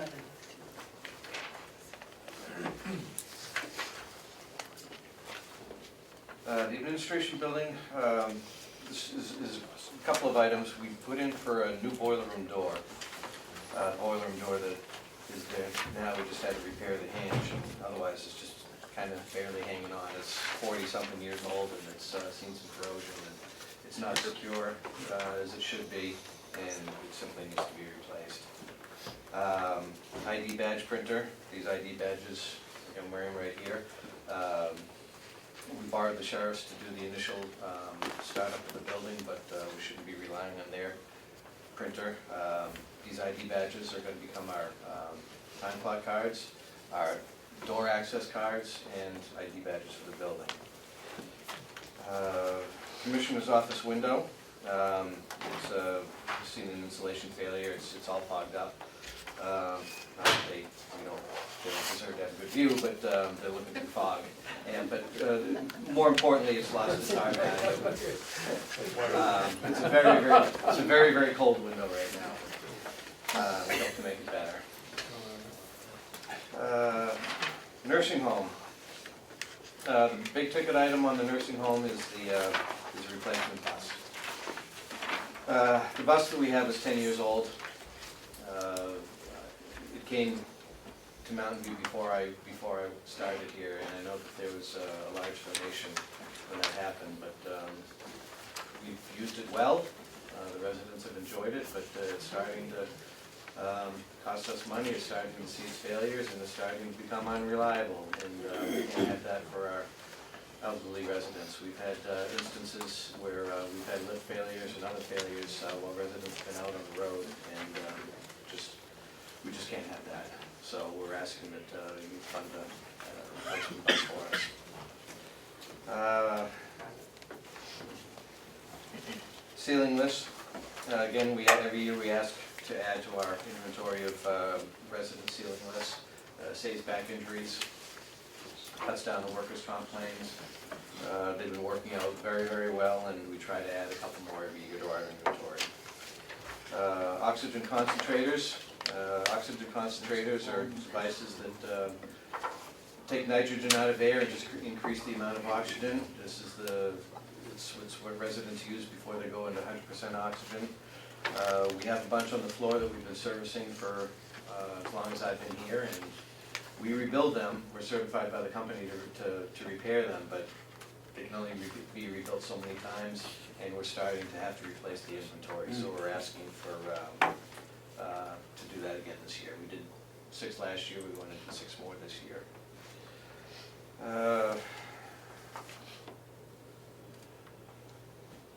A dryer in the laundry. This would be the last piece of equipment that I'm going to be asking for in the laundry for quite some time. We replaced a washer. No, we added a washer a few years ago, added a dryer, and we replaced a dryer last year. This is the last one. It's going to cost about 50% of what a new one would cost. to repair it, and we think we'd be throwing good money to bad, and being about 15 years old, it's time to get a new one. I think that's all I have. The walkway panels? The walkway panel, sorry. Front of Mountain View, you've all been down that long walkway. It's treacherous in the wintertime. We've been struggling with it, snow removal being the big thing. When we get a nor'easter, that wind just whips through there, and we have door problems. The door ices up on us. Residents and staff struggle with the snow. We struggle trying to keep it clear and maintained. So we're asking for what we would like, kind of like boat panels, canvas with a see-through panel on it, so we can line that walkway. They'd be removable. We take them down in the springtime, put them back up in the fall. It's a safety concern, and I'd like to address it. And you have paved the road? The fire road out back behind the nursing home, that was chosen when the nursing home was built not to be paved. And that's fine. Vehicles can travel across it, fire trucks can travel across it, any vehicle that we use. But in the process, we've eliminated the ability for residents to travel around the building. They like to go out and do a circle around the building. They can't travel that dirt road under any circumstances.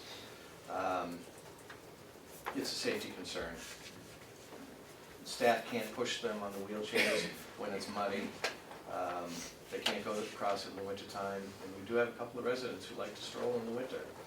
So I'm asking for just a simple grade and pave, nothing fancy, just something to put some asphalt down on that fire road.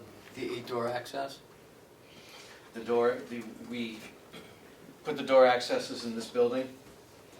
We have some at the nursing home. They work very well with these cards. I've got 8 more doors that I want to do. Storerooms and a couple of offices, employee lounge. And I want to add to the camera as well at the same time. We've got some storerooms that I want to start keeping track of. The nurses' station carpet tiles?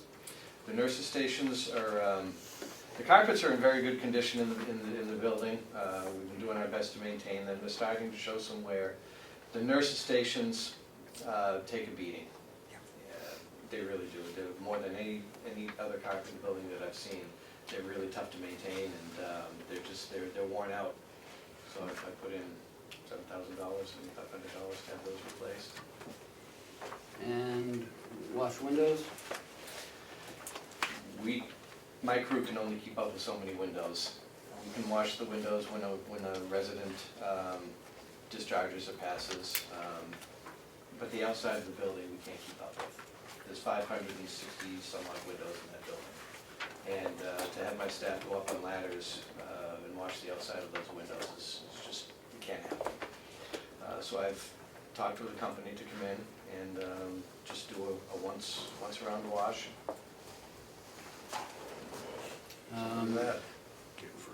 Repack elevator cylinders? Our elevators are maintained on a contract. They come in, they lubricate them, they service them. No major parts are in this contract, but we've been having, those things go up and down 150,000 times a year on average. It's a phenomenal number. We haven't done any major repairs to those elevators since the building has been, since it's been in service, and we're approaching 9 years next year. The hydraulic cylinders, the packing needs to be replaced. We have one elevator that every time the man comes to service it, he has to take the collected hydraulic fluid and put it back into the pump. So those cylinders need to be changed. And last is fiber upgrade. We did an emergency drill at the nursing home where we used this building. We had a mock plane crash into this building. Everybody died. It was horrific. But what we found out was it affected the services, and that's why we wanted to do this drill. See, what would happen if we had a tragic event at this building, and how it affected the nursing home. As it turns out, We lost internet services. If something drastic were to happen to this building, the internet services at the nursing home were gone, and we would have no way to recoup that really quickly. So what we want to do is upgrade our fiber and our internet connection, the secondary internet connection from this building to the jail. As it turns out, the primary and secondary internet connections to this building are in this building. So if anything happens and we lose one, we lose both. So we just want to upgrade that and separate the services so we have a redundant point of entry. Hey. Representative Bucco? Butler. Start to debate. I know, and I'm looking at both of you. I didn't see in this printout on the capital expenditure, the fiber amount. $6,000. How much? $6,000. Yeah, 6,000. Yeah, it's not included in this list that I see. Okay. See it on And I might have updated it after. yeah, I will be on the subcommittee on capital expenses, so I will be happy to wonder why we have to have a capital expense for window washing.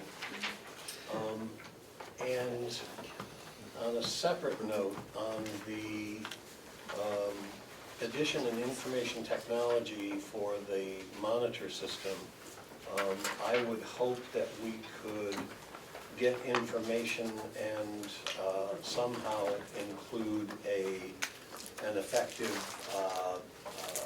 conference calling system for this room to be included in that upgrade. Okay.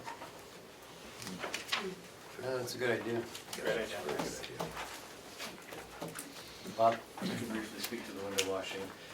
There's criteria for when things go in capital, over $5,000 over a 3-year life. Two life. That's what I went with. Yeah. 5,000 and over 2 years. 2 years. That's the criteria I went with. If the delegation decides they want to put it somewhere else, I don't care. But that's why it landed where it landed. Good. Representative Crawford? Before I have to leave, I want to thank whoever gave us the candies. Thank you so much. Who was that? Was Melissa. It was Secret Santa. Oh, Melissa, Secret Santa Melissa. That's up that line item. Before we move on to the next, I'd like to let's take a 4 or 5 minute break. I think some people would appreciate that.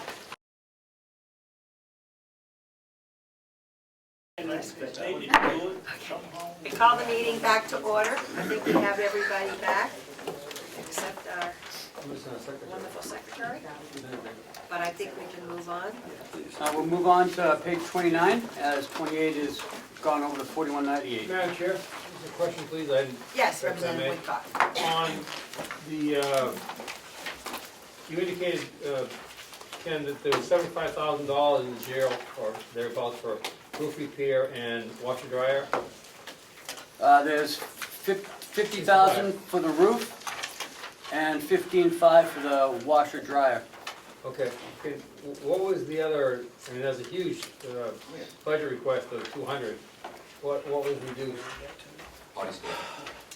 Oh, yes, he had, the superintendent had requested a $140,000 body scanner.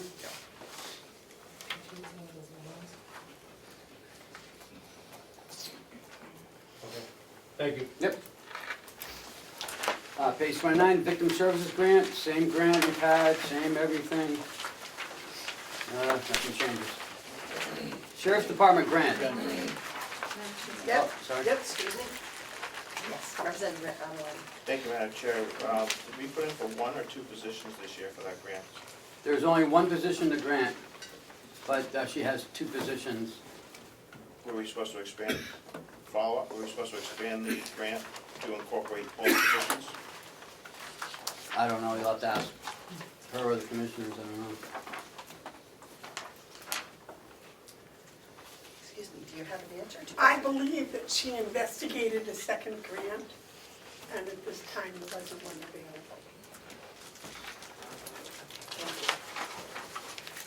available. The Sheriff's Department grant, He just received a $23,148 grant. It's the same as it's not here now.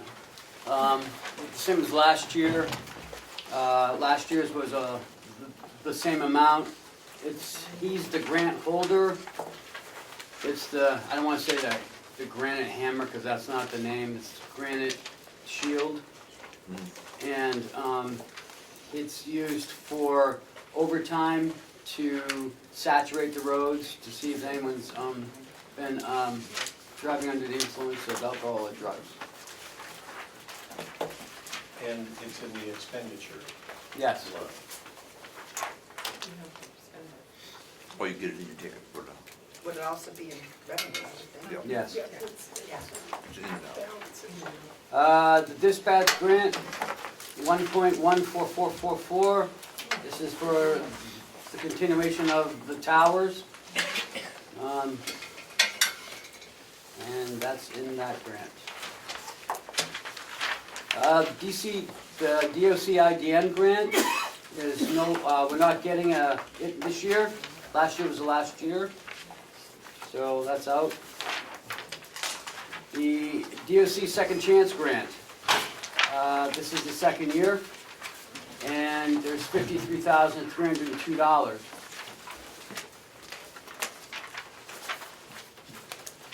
Now we move on to nursing home. Nursing home administration. You'll see a reduction in administration as we move the HR person from there over to the HR budget.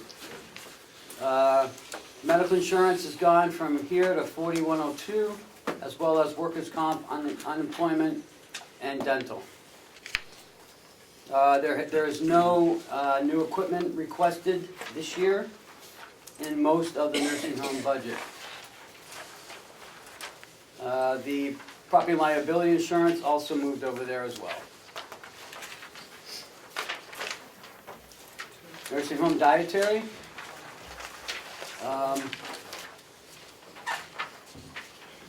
Salaries are up because of the contractual obligations. There's a 60 cents increase for all union members. And the commissioners also approved a 60-cent increase for all non-union members. Right. So so everyone's getting 60 cents this year. No new equipment in this line. Excuse me, we have one question. Mhm. Representative Avaloni? Thank you, Madam Chair. Is there any new positions in that salary line? There is no new positions in salary lines. Follow-up, Madam Chair? Yes.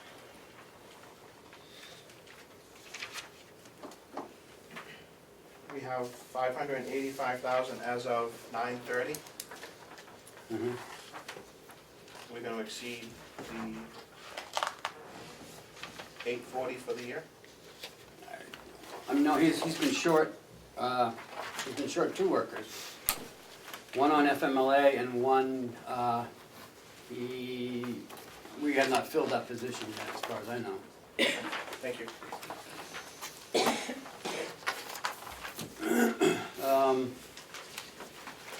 And everything else looks pretty well. His food did go up, because we're using more in the cafe, and that's creating a lot more revenue with the new items. He has pizza, French fries, hot dogs, hamburgers, more soup, and fruit. So you'll see about a $10,000, $12,000 increase on the revenue side. Nursing. We're down to, Howie's reported that we're down to one traveler. And we're doing very well hiring some nurses. How you want to emphasize on that a little bit? In fact, the latest update from this morning is we're hoping next Monday to be able to fill that traveler spot with a full-time regularly scheduled person, and that'll bring us down to 0. So we've come through a very difficult stretch over the last 2 years, but it's not just the light at the end of the tunnel, it's like we're about ready to celebrate. We did reduce our overtime. from last year's request. We're hoping that holds, if not, we'll have to figure it out. What was last? We budgeted 270. We've done line item transfers into that so far this year. What? We've done line item transfers into that line this year. What line? Overtime. So, I have a question. Representative I Booker. know I'm behind the 8 ball on this, but I don't see a column here that shows the adopted 2019 budget. So what are we comparing to? The revised budget is the budget, Revised budget. because when you make transfers, it revises that line. Yeah, well, okay. We've had this before, but we still wanted to have an adopted budget on this readout so we could compare it. What we're comparing to is a revised budget, which is not what we adopted. It's what we've used. Yeah, right. I know, that's what I'm saying, but Moving down the line. Agency, we reduced agency to 150. We're hoping that's a good number, but we don't know. Those are two numbers we never really know. They're always unknowns. I'm gonna let Howie talk about the pharmacy skilled a little bit, why that's reduced. Pharmacy skilled is changing because we're essentially changing our primary mission and focus from taking what we found. We have ridden the wave of skilled rehab admissions over the last 5 years. What you're seeing now is the same thing that we're seeing. I'm sure you have friends that have had knee or hip replacements and haven't gone to rehab, they've gone directly home. So what we're seeing is that we're getting fewer referrals to skilled, and when we get them, they're not here 21 days, they're here 11 or 12 days. So we're looking to focus on our primary mission, which is long-term care. We have 105 people on the wait list. So rather than have, what we found in the last year, over 60% of our people that came in skilled converted to long-term care, which effectively kept people on the wait list from being able to have those long-term care beds. How it affects the budget, we will, instead of billing for Medicare Med A, we'll be billing for Medicare B. So we'll be able to retain our revenues, but serve a broader long-term care population, reduce that wait list. But it also reduces some expenses like this. A lot of the costs, when a skilled resident comes in, we're responsible for everything. Every pharmacy, every referral, every x-ray, every ambulance transfer, that's all the county expense. By reducing skilled admissions, we're reducing skilled expense. Yes, Representative. I thought skilled was a moneymaker as far as the nursing home was. That was the cash cow. That's the one who brought in the money for us. It is, and we rode that wave. Now what's happened is now there's fewer skilled admissions, and the ones that there are clinically complex. It isn't somebody coming in with a knee or the hip, and that you give them rehab for 2 weeks and they go home. It's somebody who's coming in with multiple IVs, medically complex. It actually disrupts the operation. And the same thing that Jason contends with, we see some pharmacy costs that can then sometimes be greater than the reimbursement cost. So there's a potential for losing money now that didn't used to exist 2-3 years ago. Representative Marsh? Yes, so Javier, you say that we get DRG-based reimbursements for these patients, and now the costs are exceeding the DRGs? Oftentimes they can, because of I shouldn't say outrageous, because of exorbitant pharmacy expense, it can be a losing proposition. That makes sense to me. It's good. I'm glad you're changing your model. Thank you.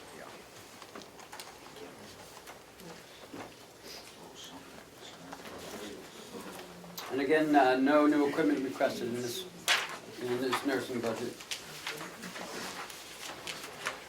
Environmental services, this is another big one. We've got cable TV, electric, propane, pellets, vehicle expenses, care of grounds, building maintenance, and contractor fees and services, all going to $41.98.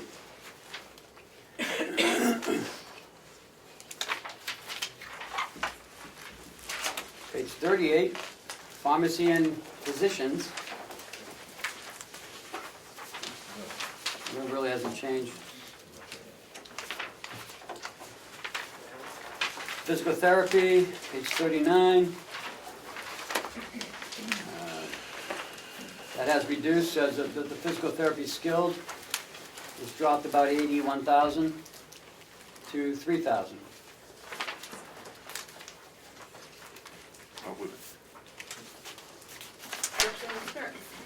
Why did that drop? Is that part of the same issue about not doing the rehab as much? Exactly, Okay. exactly the same. But if you notice, the Part B's gone up from 81.2 to 101. Right. Rec therapy, no request for new equipment and pretty much same budget. Social service, same budget. Special Services Department, speech therapy, we lost in there. Lost on speech therapy Part B a little bit. OT skilled lost a lot. But OT therapy Part B is up about almost three times what it was. 2.5 times.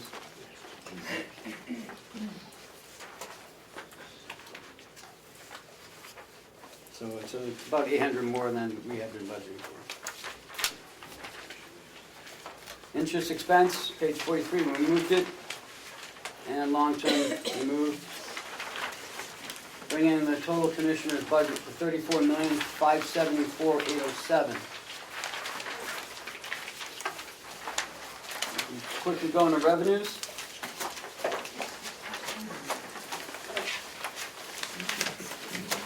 Oh, I'm sorry, Representative Avalon. Thank you, Madam Chair. Just one question on the nursing home budget. Given the fact that we've removed some items from the nursing home budget into the facilities budget, will that still be allocated in the overall budget for the nursing home so it doesn't look like we're making money on the nursing home?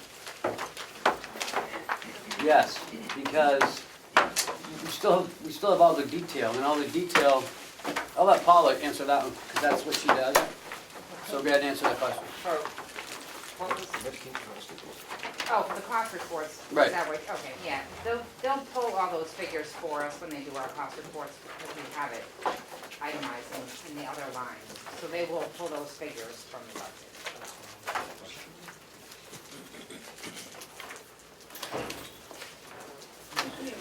Representative Woodcock? Just a simple question on process. Under the department head 2020 numbers, that's the exact, those are the actual numbers that the department chair did turn into the commissioner? Yes. Thank you.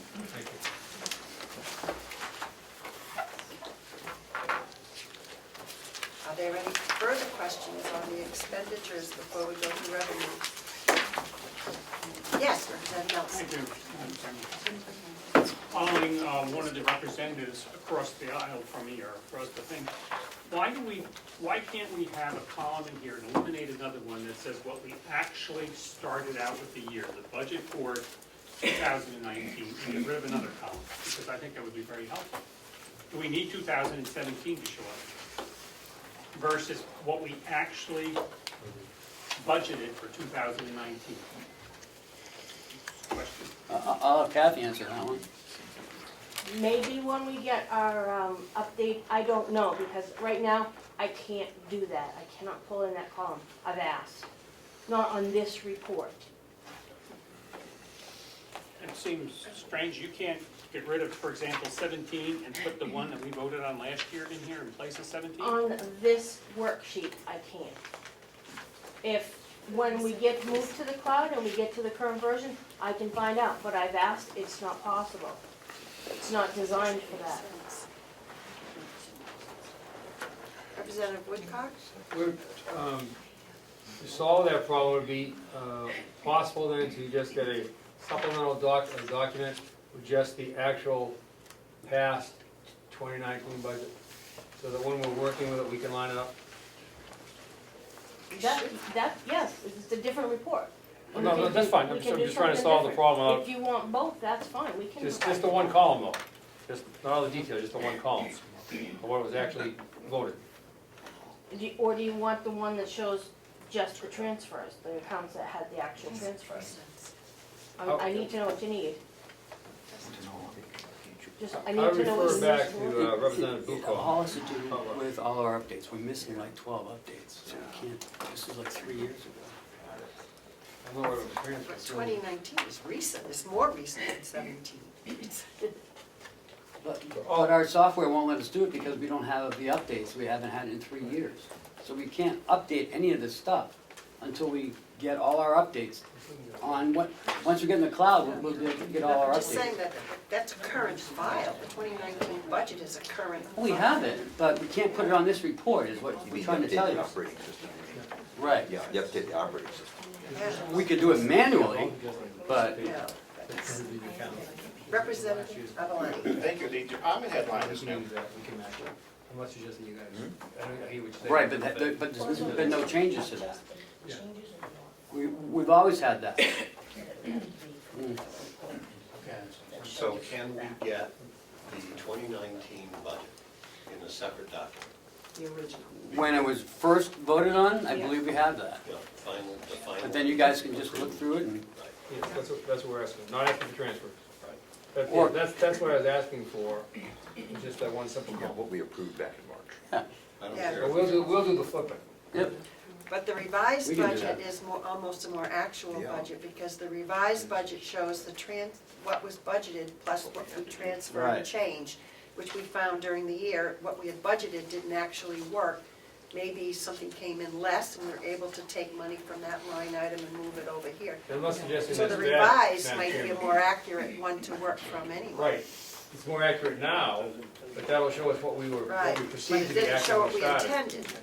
But the revision shows us where we That's- and we that's here. guessed we weren't quite right. That's here, and that's the whole point, we find out where we were Right. quite right. So this revised budget should give us the information. Representative Butler, did you have a comment? No. Representative Nelson? That makes sense, but we have to see what we started with to see how much we were off. If we can't see 2019 to say we budgeted 10,000, we thought we'd spend 10 and we actually spent 12, then we could actually see where we were off. I can see that too. Representative Tyser? Thank you, Madam Chair. The county website has a page for approved budgets and links, and the 2019 final approved budget is there, so we can get that ourselves easily.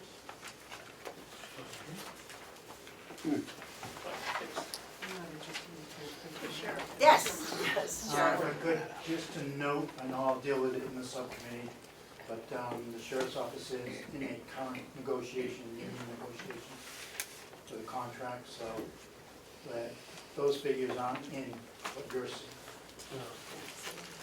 You know, some of these are moving issues.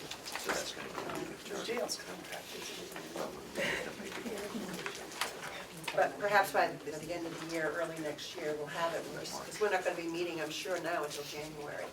So it gives a little bit of time for our committees. Can the subcommittee start next week? no. Christmas week? I don't know. That'd be bad. Okay, the revenues? Yep. So, the income from taxes is up a little. It's up $1,374,037 from last year. Now, the county miscellaneous income changes a lot. That's where we put a lot of our miscellaneous stuff in. So all this Eversource stuff that's been coming in, it's been going into there. Insurance refunds, you know, we don't know what we're gonna get year after year. Like in 18, we got $1,500. This year we get, in September, 16,000, so.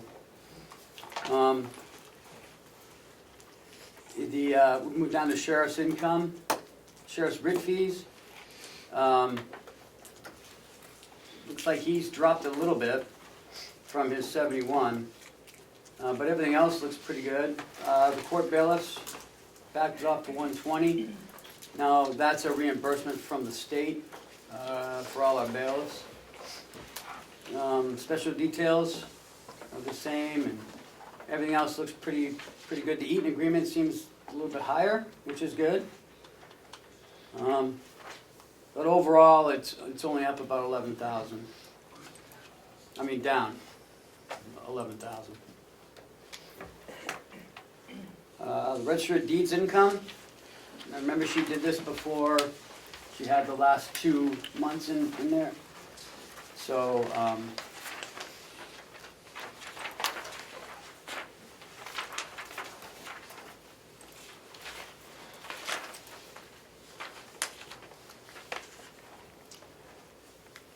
it looks like she's anticipating more on the tapestry. It looks like it's been going up ever so slowly, but over the past few years, it's gone incrementally over the 3 years.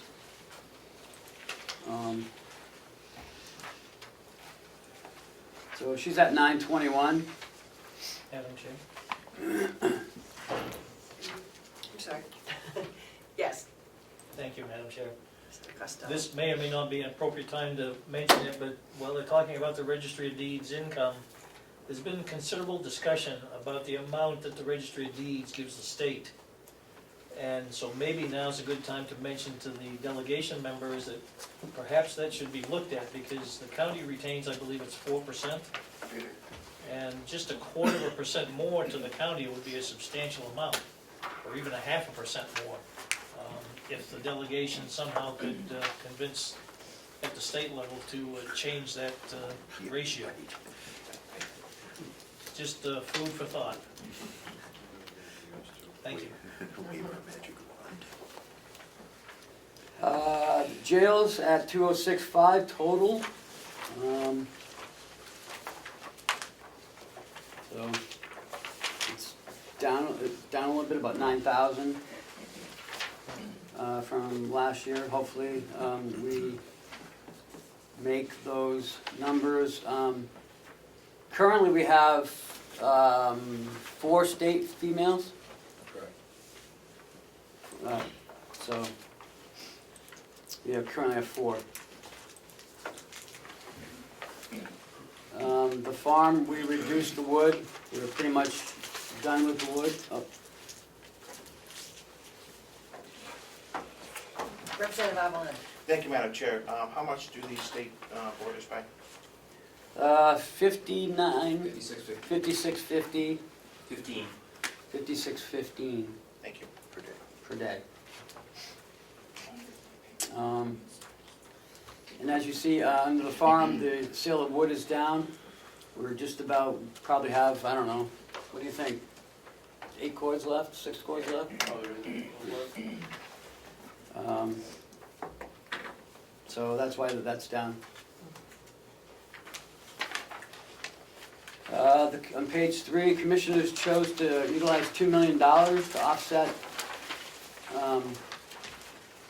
offset taxes by utilizing surplus. Last year we used 208,342 more, so we're using it less this year. The next page are the grants. The total is $1.2 million.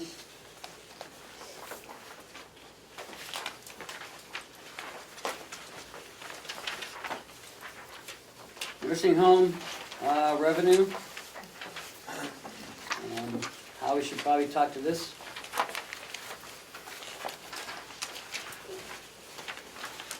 Get to the right page here.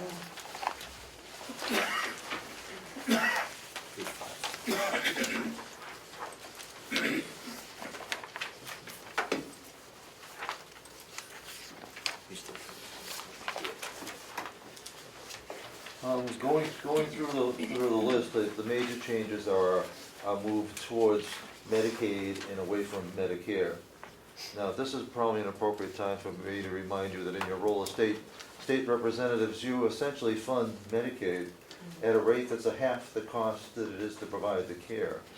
So the deficit at that end, in terms of our reimbursement for Medicaid, creates a corresponding need to appropriate money or to charge, or to change how we both charge in and generate revenue.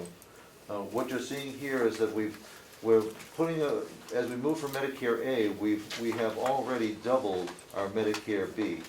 So we're projecting increases in Medicare B revenue, decreases in Medicare A revenue. We have budgeted for an increase in pro share of $200,000.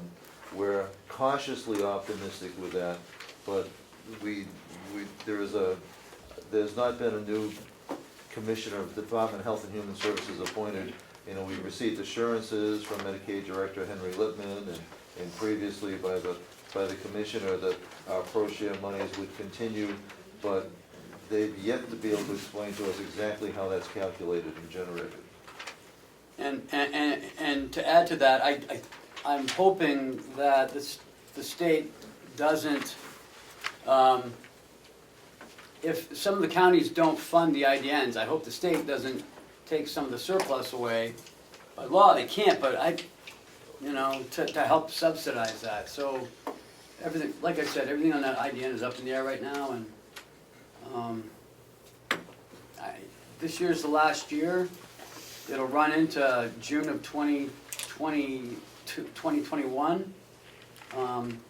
But if some of the counties don't fund it, they're gonna have to either don't utilize the services or make up funding somewhere else, and I think it may be some of the surplus.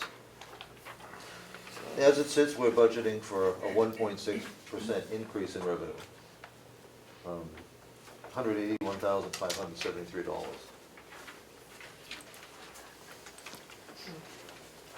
Representative Woodcock? Thank you. Just a question on your income for meals. Looks like every year you've done about 190,000, but it's only projected next year for 165. And I thought the way you talked about your hamburgers, hot dogs, and fruit that were moving up here. Well, Madam Chair, if I might? Yes. Income from meals is what we actually receive from Department of Corrections, from the House of Corrections. Okay. Cafe meals has gone up. Okay. So the cafe meals should be up. Let me just That's fine. get So the...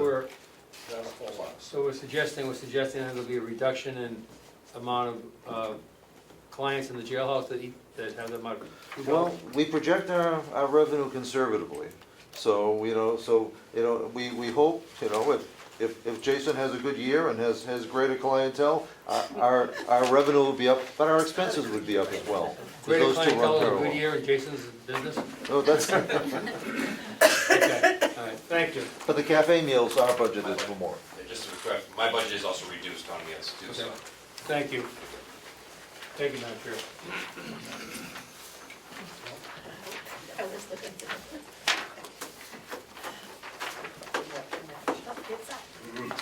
Oh, it's up. Okay, Representative Alberoni. Thank you, Madam Chair. A question of Howard. The contractual allowances for Medicaid and skilled on the back on page 6, are we no longer paying the reductions? Well, what we've started to do, and I'll defer to Paula for the technical part, but we want to present the accurate figure to you. Essentially we have the rack rate of what we bill for Medicare, and we know we're not going to get part of it. So now we're trying to deduct it right up front, so you're seeing what the actual will be. We're still carrying some at the back end for Part B, and by next year we hope to pull that out of it, so that you'll be seeing the net amount, that what we actually expect to get for the services that we charge, rather than doing the write-off. This is actually to accommodate the cost reports and for accounting. It isn't really very useful for budgeting. Thank you.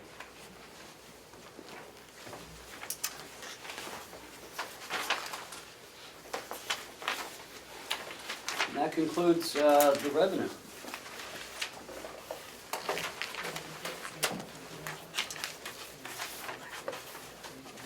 Representative Butler. Thank you, Madam Chair. With the suggested amount being taken out of surplus, does that leave, or how much does that leave in surplus?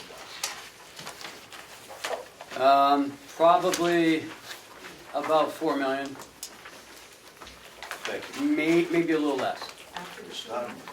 After the money that is already in the budget. Starting. What? The unassigned balance is 4.7, so minus 2 is 2.7, not 4. But you gotta count this year's. If you're talking about 2020, you gotta count about this year's. So I'm adding in this year's, You're gonna add in, or you're adding more unassigned? yes. I don't know what that is, I guess. We won't know until January. Right. At this point, we only have notice to 9:30. So, So that's a column you can take out of there, that's useless. yeah. So hopefully when we get our new program, we'll be able to be closer. It's by law though, Representative Bucco, it's an RSA, we have to have 9 months in there. So, I'd like to take it out, but it's a law. Well, knowing what has been spent somewhere. Yeah. Yes. So are there any other questions from the public or I do wanna. on the budget?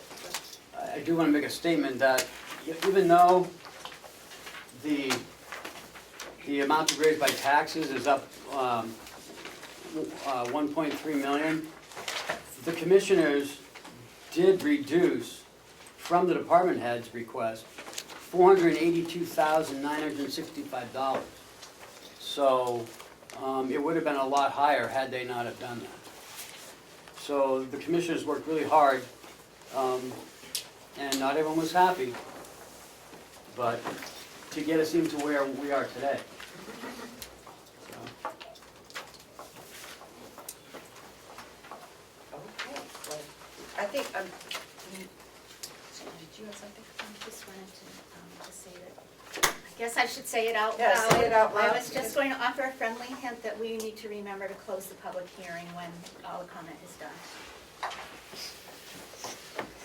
Is there any further comment on the budget at this point? Or questions? Oh, yes. Hi, good afternoon, still morning. Chris Van Bergen, I'm the program manager with North Country Health Consortium, and we serve as the lead for the integrated delivery network for Region 7. And we had been asked to provide some information to the commissioners earlier this month regarding the work to date. And I'm not sure whether those reports with the format that was selected by the New Hampshire Association of Counties had been received by the delegation. So I do have copies of that today to share with you, just as you're considering, perhaps if you could take one and hand it along. As you're considering the work that's been done by the integrated delivery networks in Carroll County. And then at the commissioner's request, we have also provided a breakout of how funding has returned to the county and at what time, so that you can get a sense of what returned to the county by year. It's a little tricky because the incentive payments are distributed to integrated delivery network partners in 6-month cycles, but we have this here for you as well. And I just wanted to offer to answer any questions that the delegates may have about the work that the integrated delivery network has done in Carroll County to date. Ken, I think, has provided some information about the front end of financing for the work of the Delivery System Reform Program in terms of decision-making that's happening in Concord around financing the waiver program. I certainly cannot speak as fluently to that as I can to the work that our partners are doing in your county and the way incentive payments have been returned to the county. So I would defer to HHS on the funding mechanism that kicks off with county contributions. But wanted to be sure that if there were questions in the room regarding this work in Carroll County, that I answered them if I could. Representative Butler. Thank you. So the money for the IDN in this budget that we're talking about is the additional money that the state has been able to finagle.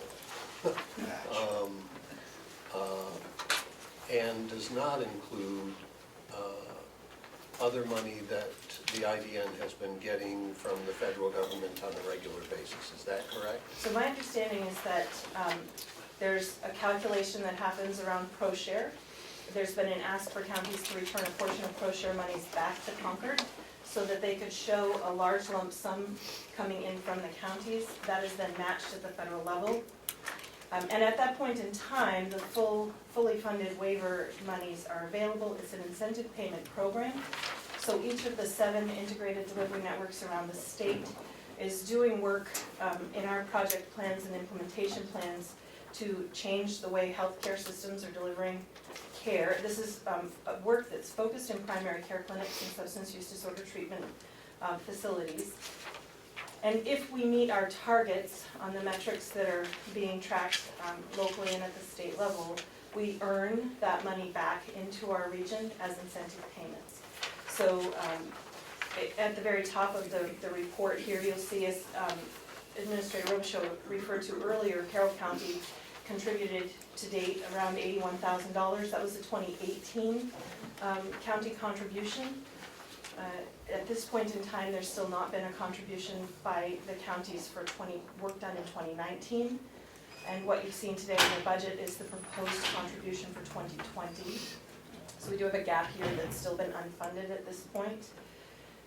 But yes, that does go ultimately through an intergovernmental transfer to Concord, where it is then matched by federal monies, and our partners earn that money back into our space.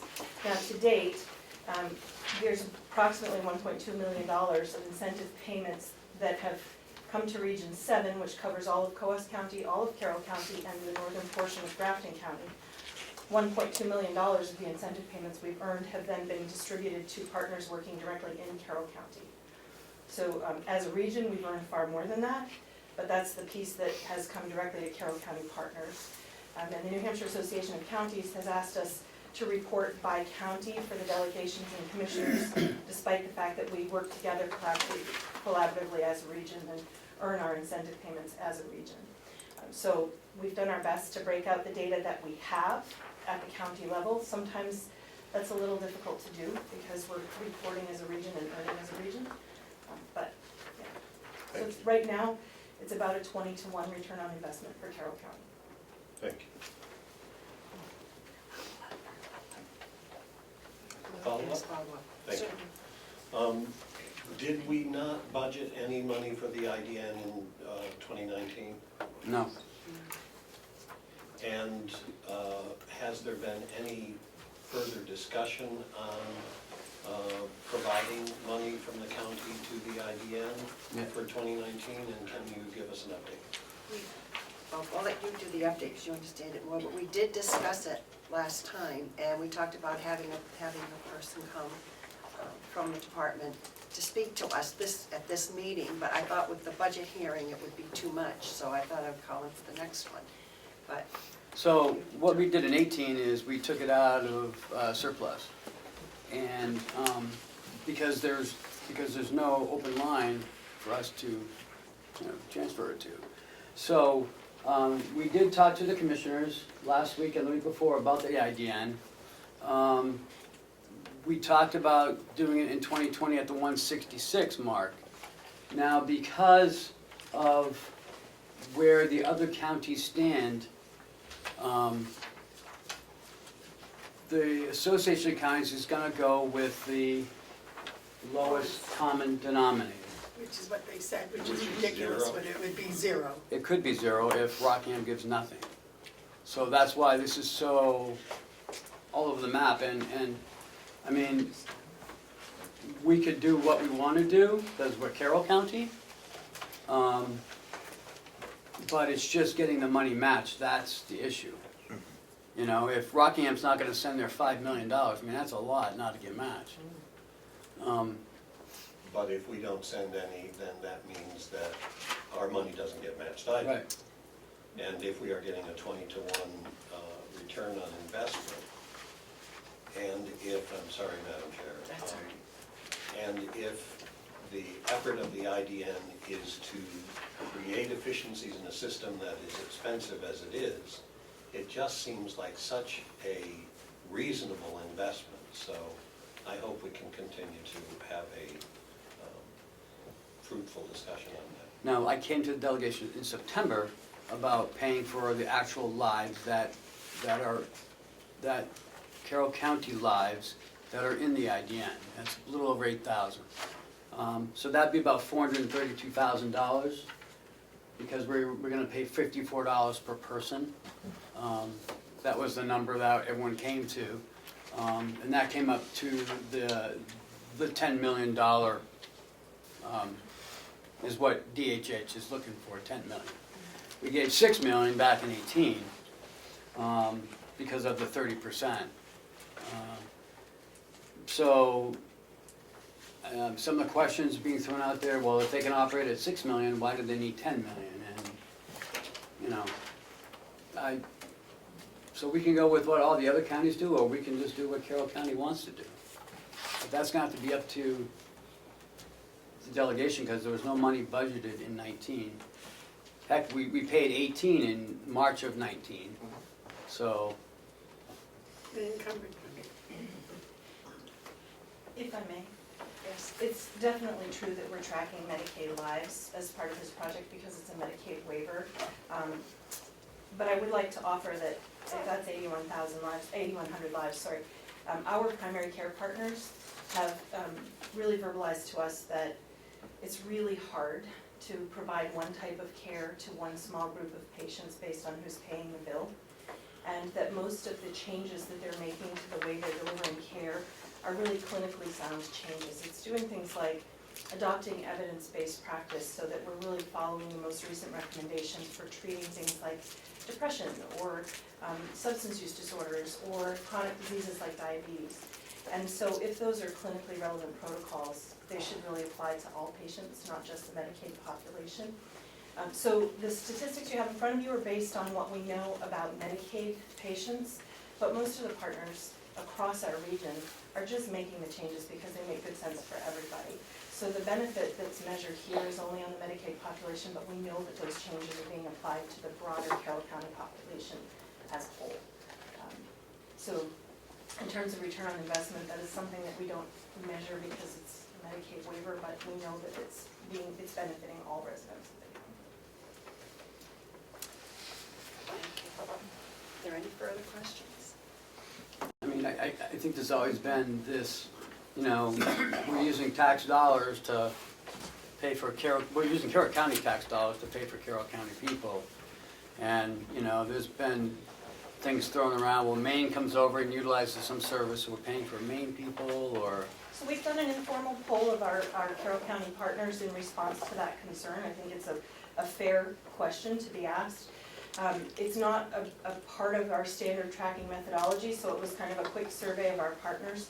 But what we learned is that in towns like Conway, so for some of our partners that are providing primary care in that border town, approximately 15%, 15% of their patient panel has a Maine zip code. But in some of our larger partners, like Huggins Hospital and their practices in the Wolfboro area further from the border, they're seeing less than 1% of their patient visits being provided to folks with a Maine zip code.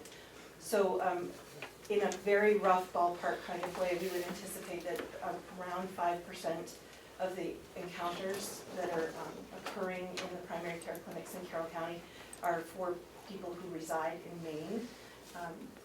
So different data streams, can't put them all in the same charter report, but I would say if the Carroll contribution is about 5% of the total amount of money coming into the county, and 5% of the people served are from Maine, then 95% of the money that's coming into Carroll County on their 20-to-1 investment is staying in Carroll County.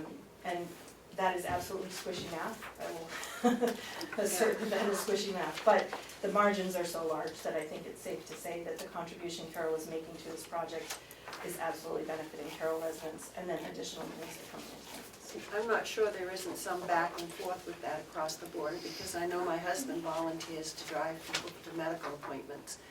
And he drives to Maine to take some of his people from the Wolfboro and Tuftonboro and Ossipee area. I know he travels to Maine. It's absolutely the nature. So I think it goes, I think some of our people are also being served there, so I don't think that's a very strong argument against doing what we should do for our people. So, but that's something we certainly will consider and work on and try to have someone come and talk to us from the department to help us work through that. And in the interim, Administrator Robichaud has our contact information, so if as you look at this information you have other questions or you'd like other things explained, my team is absolutely very willing to return to one of your meetings and discuss that with you. Thank you. Thank you. Are there any other further questions to come out for the hearing? Then I will close the hearing and move on. The next item on the agenda is a continuing resolution. Do we have a request for a continuing resolution? I have an amount for a continuing request for resolution. Did you get the request for the auditor? Not that I'm aware of. What? Request for the auditor? Yeah, I sent out a continuing resolution for the auditor. I thought it was. What's on the agenda, I have my copy of the resolution. Okay, good. Does that help Yeah. today? Yeah, but I don't believe I received it, and I spent a lot of time going through emails in the last Just few ignore years. the note, my note on the copy. Okay. Okay, this is from the Carroll County Office of Commissioners. And Amanda Babad, Terry McCarthy, and David Babson, and County Administrator Ken Robichaud. The resolution, whereas RSA 28.3 provides for the engagement of a qualified CPA for the purpose of conducting an audit of the county books, and whereas the same RSA requires the audit to be completed within 120 days after the closing of the books for the fiscal year, and time is of the essence. And whereas the commissioners did send out an extensive RFQ to find professional services for auditing and received a quote from Melanson Heath. Whereas the Board of Commissioners desires to engage the services of Melanson Heath to perform such audit, therefore, be it resolved that the Board of Commissioners request the Honorable Delegation approve the engagement of Melanson Heath as soon as possible for the purpose of conducting an audit, attested this 4th day of December 2019, by, and it has the signatures of the Amanda Babard, I guess it does. No, there are no signatures on this. That's my copy. That's I'm her sure that- copy. Yeah, There the was one I a sent had copy. signatures. Yeah, I'm sure he, that's just my copy. Okay, I think we can get the signatures if we need that. That was voted. Representative Avalani. Two questions. Is that for a one-year contract or a multi-year contract? It does not specify in what I read. So, They've given us a 3-year agreement in 1-year increments. so this is for a 3 years starting with the coming years. Different? Yes. Move to accept the resolution as presented, Madam Chair. Representative Marsh. I wanted to ask a question. Can we have a second and then we can discuss? Second for a discussion. Okay, thank you. Representative Comeau, second for the discussion. How many Representative Marsh. years have we contracted with Melanson Heath, and is it possible to have a different partner for Melanson Heath to do the audit in lieu of switching auditors? It's customary where I have been participant in audits before that one switch auditors at a regular interval so that new eyes are looking at the project. So I sent this out to 12 different auditing firms. One sent back, said that they don't do government entities. Another one who wanted to do it is now working in our office, so he's not going to do it. And Melanson Heath, the others did not respond and were not interested. So they do have different partners and different, I could request them. Yeah. I could ask if they would Yeah, like. and if we are not able to switch auditors, we did that at the hospital one time, we weren't able to switch auditors, just so that there are different eyes looking at Yeah. things, and I think that would be very reasonable, Okay. mid-compromise. Representative Comeau. His other question was, when did Melanson and Heath begin? I believe it was 2014, is that correct? No, they did 2016, 17, and 18. Okay. They had to redo 2015 because of Mr. Bulio. They have exceeded 5-year ship. No. Representative Butler? And is it wise for us to be making a 3-year commitment? Is it required that we make a 3-year commitment? Do we want to make a 3-year commitment? It locks us into a price that's pretty reasonable. Representative Ticehurst? Thank you, Madam Chair. So process question, I just don't think that we usually do resolutions to approve a contract. Usually, I think the commissioners do that. This is what we sent This is you their last commit- time. this is their It's from the resolution. commissioners to you. This is what we did last time, and you guys were okay with it. You so- have, the delegation by law has to approve it. Yes. Okay, thank you. That Yes, explains sorry. it. Okay. Okay, we'll just get the signatures for the record. Any further discussion? Yes, Representative Butler? And that has the continuing resolution for the budget too in that resolution? No.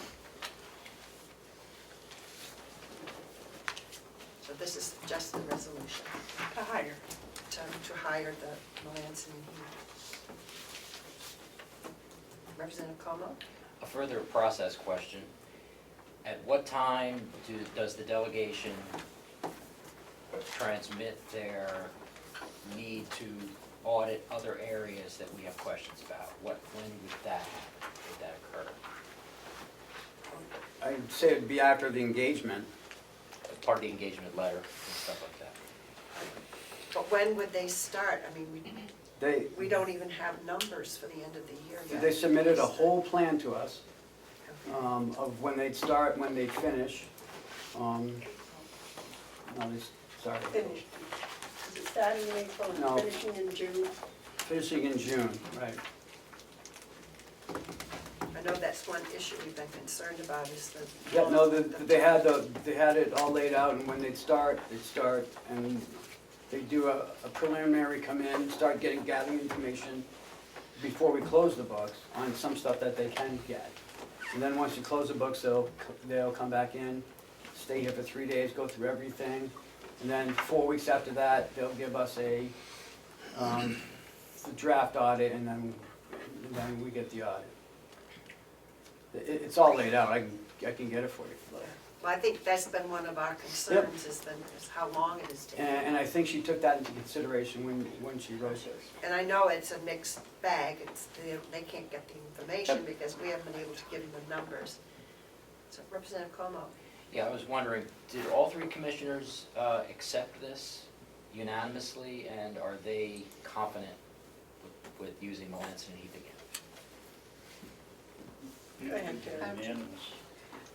Yeah, I went along with it because I felt we had no other option, and it was something that we had to do. But it was my recommendation to go out to bid. Because I'm with you that you need fresh eyes after a certain amount of time, but we didn't get anything back, so I was hoping we could do it for a year and then really concentrate on finding a new one, But I'd be willing to ask yeah. if they can Yeah, have their please.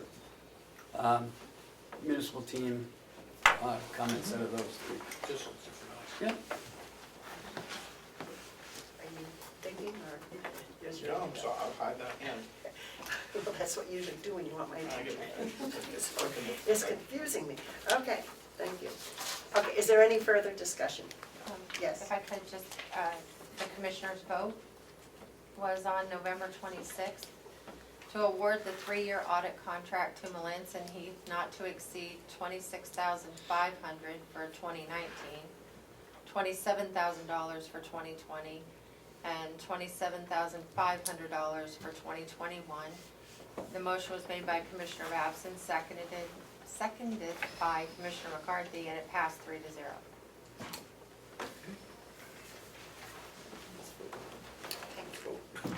Representative Avalon?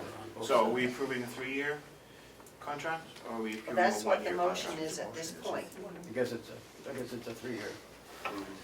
That's what the motion is for 3 years at this point. With Madam Chair, having, I already moved my motion. with having the 3 different, with having a different company doing it. Madam Chair, we move my motion.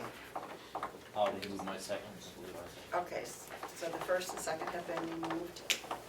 Thank you, Madam Yes. Chair. Could I just ask the question, so if we don't go into a 3-year contract, how much more would we be paying if we went year to year? If they were the only auditing company that we could get even after that first year, then we didn't get anybody new for the second year, so we had to retain them again, and then it goes on. So you gave us the figures for a 3-year contract.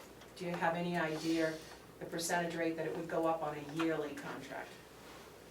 If I may, the law says, I believe, that we ask the delegation to use an auditor to perform an audit this year. Has nothing to do with next year or the year after. This is our request to have this auditor do the audit. And you need to give us permission to do that if you wish. If you don't want the audit done, that's fine. Don't give us permission. Just some this, whereas the budget. Madam Chair. Okay, I don't this, know the law. I'm looking at this, and it does not specifically say 3 years. No, it's this year. It's this year. So what it was described to us as 3 years, is what the agreement with Melanson and Heath would be. So we could technically approve it just for 1 year, if that's what we wish to do. It was my understanding that it was contingent upon the next delegation appropriating the funds, is that correct? So even if you said 3 years, the next delegation, for We instance. can't commit. The commissioners, I believe, by law, are requested to request from the delegation permission to hire an auditor to do the audit for the next year, for the So it's coming just year. this year. If we don't want to do an audit, then we don't request your permission to do it. That's my understanding. I do not know the law, the number of the law. I would say 28. Is it 28? Would you like to read it to them?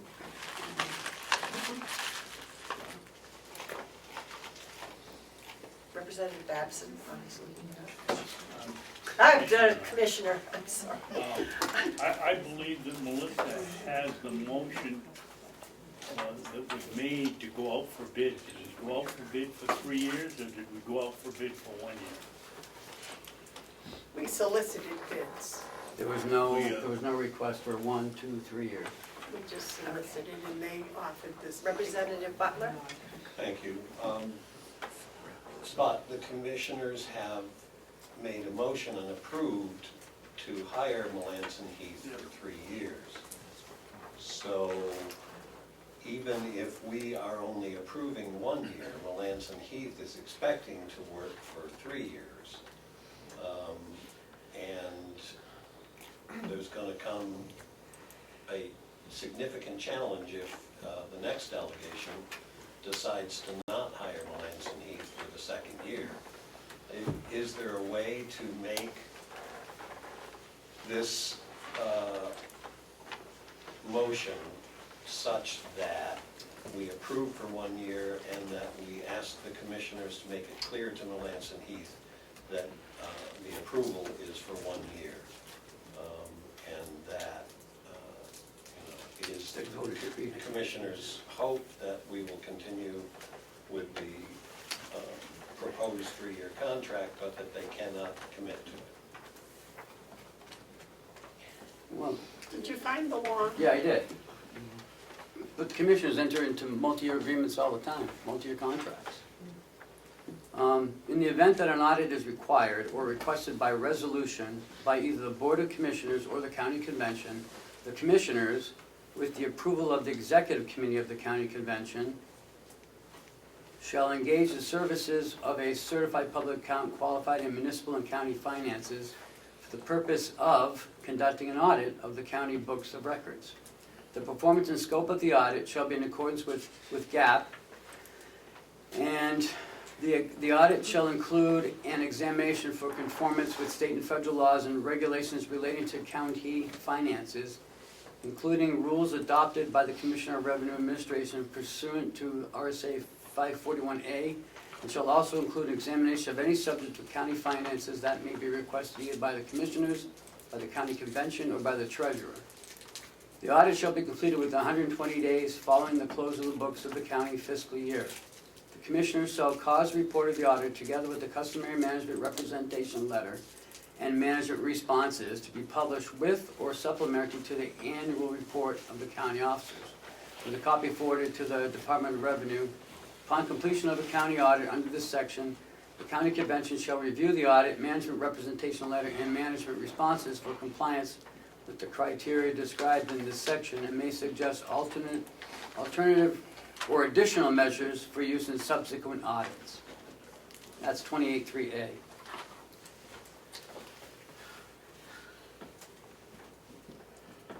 Representative Comeau.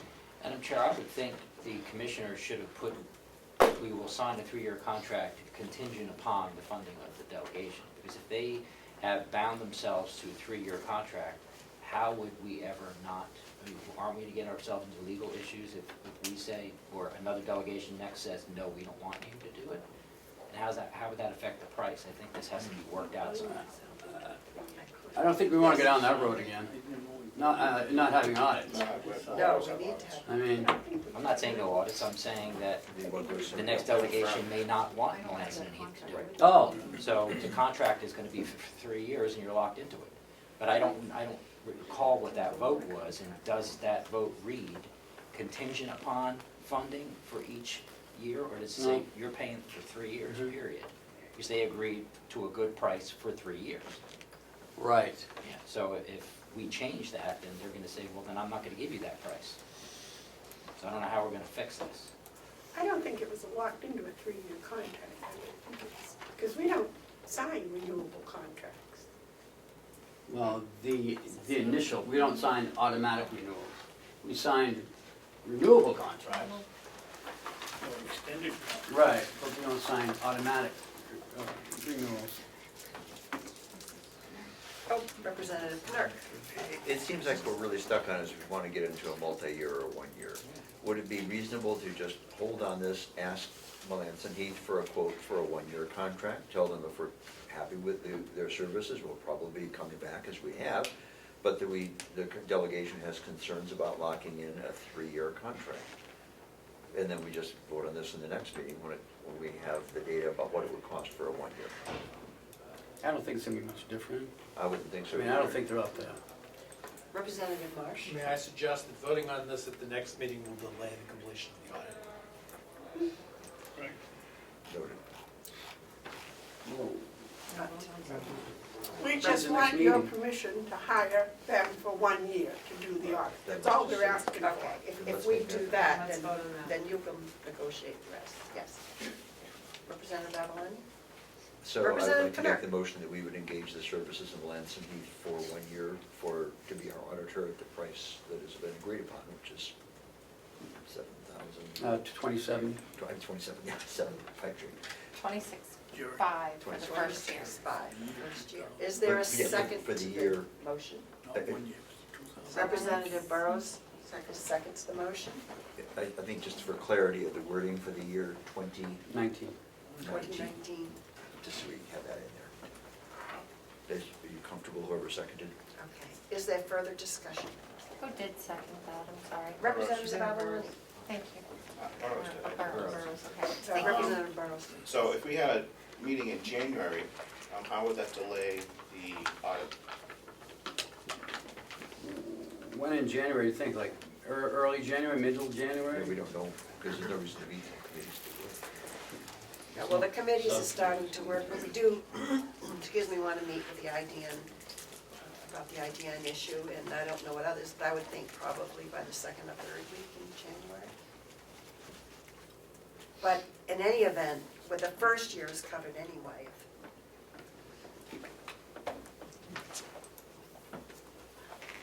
I don't know. It's only a couple of weeks, I don't think it's a big deal. Yeah, it's just a few weeks. Christmas. Yes. Yeah, another Representative Comeau. process question, just went out of my head. Go to. Maybe it's in mine. So if we approve the motion that's on the table instead of the resolution that was presented to us, having met the letter of the law? Can we do it by motion rather than by resolution? The resolution does not say for 3 years, it just says perform such audit. Right, I'm just thinking about So what is the this difference doesn't matter. between a motion and a motion to do what Jerry said, and the resolution. Well, the resolution is the law. Does the We law have to say do we have to have a resolution? by resolution. By resolution. So should we ask that the motion be restated as a resolution? Or did it say that and I missed it? No, we didn't No, say I think that. we vote to accept Melanson and Heath as the auditor, so I think ours would be appropriate.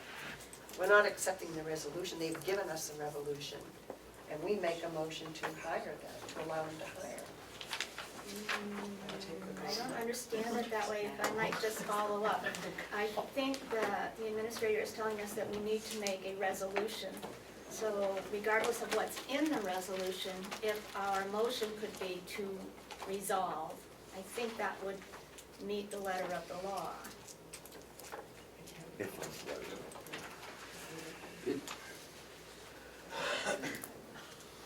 What did I say? Question? In trying days, the commissioners did send it out.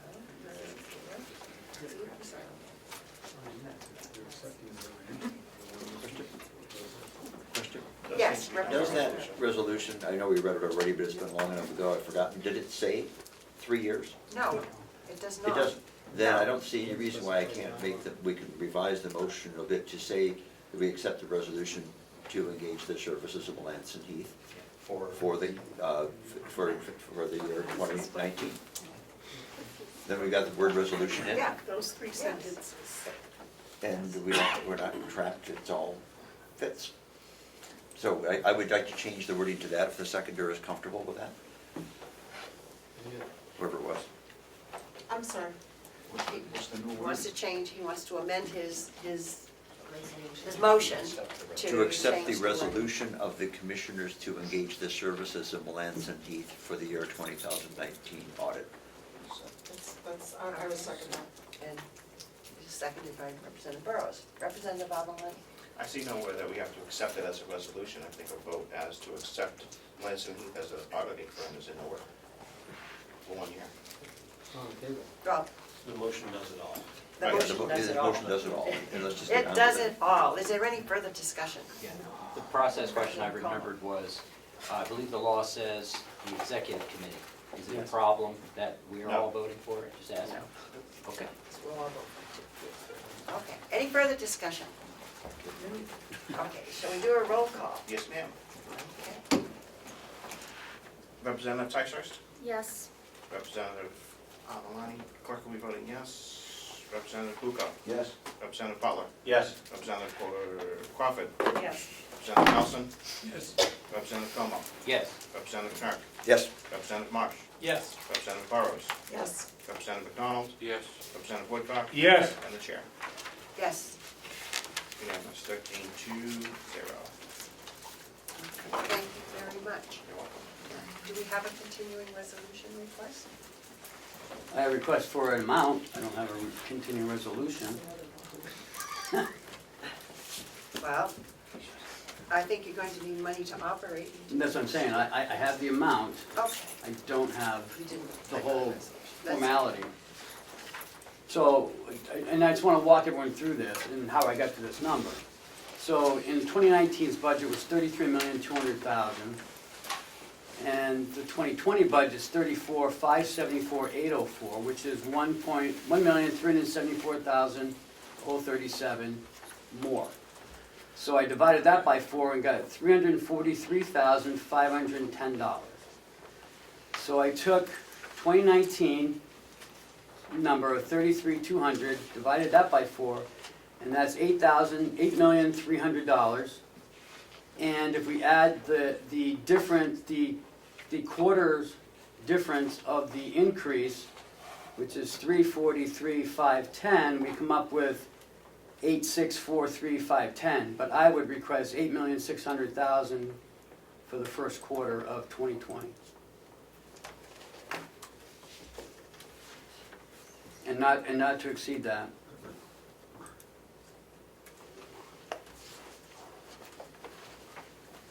Can I have a motion to accept that so we can just, for discussion? I'll make the motion. Okay, Representative Crawford makes the motion, a second? Representative Butler. Okay. Discussion. Representative Ticehurst. Thank you, Madam Chair. So to put this in layman's terms, what we're considering now is to give permission for appropriations to be continued at a similar rate to what we have been spending in the previous year, prorated to a certain amount of time. Right. Okay. And, you know, and there's some fundings that have been changed. Some of our insurances have been changed from July to January, so they're all in line now. So we'll need to pay all our insurances at the first of the year, where normally we had one and then two, or two and then one.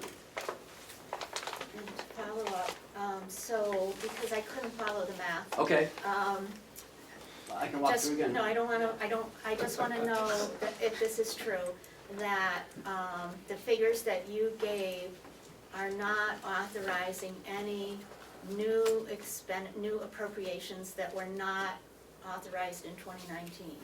No. This is only for 2020 spending.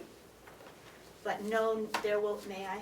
Yes. There will be no spending on new items that's, that was not a continuation of something happening in the previous year. You mean like new equipment, stuff like that? Right. Yeah, we don't do new equipment, we don't do capital improvements until, I'm just confirming that. Yep. Thank you. No, we Yeah, do the thank you for basics. confirmation. Everyday operation. Yes. right.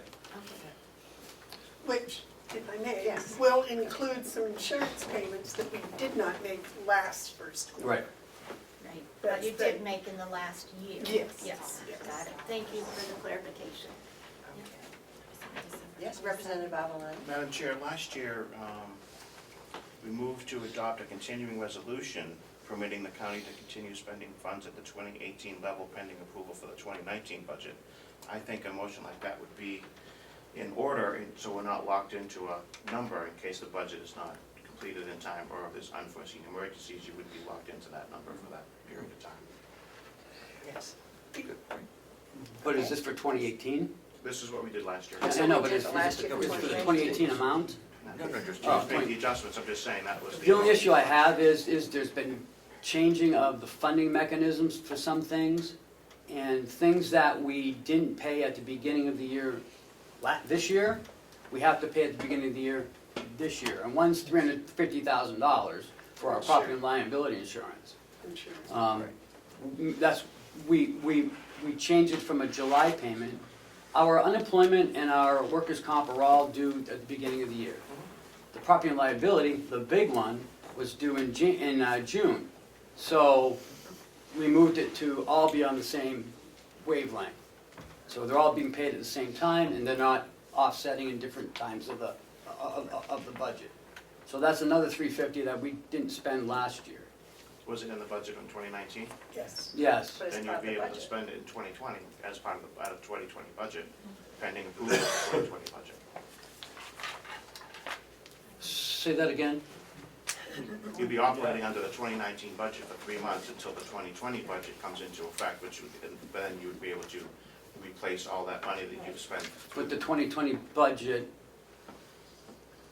at the beginning of this, at the first quarter, is that what you're saying? You'd stay at the 2019 budget until the 2020 budget is approved. But we can't because of the insurance payment. Do you have, The timing of the payment is different, but I think what he's saying is that the wording is as long as within that budget. Didn't Oh, say okay, within the money was there, month. we Exactly. just didn't Yes. spend, gotcha. Yeah, it's not the Right, it's timing there. of the Okay. payment. It's not per Yeah. quarter. It is Yeah. not, and, you know, I think, it's nothing new. Okay, It's not a Right. new We're adventure. just cracking across. no, and I think the wording of that does actually give you broader leeway, and is a more appropriate wording. So it's We good. had that given to us last year when we Yes. did that, we did the continuing resolution. And I didn't look that up, but I think it's good if, who made the motion on that last one? Could we get, maybe we can amend I it? made the motion. You made the motion. Could we So get- Representative Crawford, could we get We ask them her to be to? removed so we can read the I'll correct. remove, Yes. I'll remove my You motion. remove it? My second. And Representative Butler removes his, and so can we have the, Madam Chair, I move to adopt a continuing resolution permitting the county to continue spending funds at the 2019 level pending the approval of the 2020 budget. Second. thank you. So the motion is made by Representative Maloney and seconded by Representative Marsh. Does anyone want it read again? No. Okay, is there any further discussion? Okay, can we have a roll call vote, please?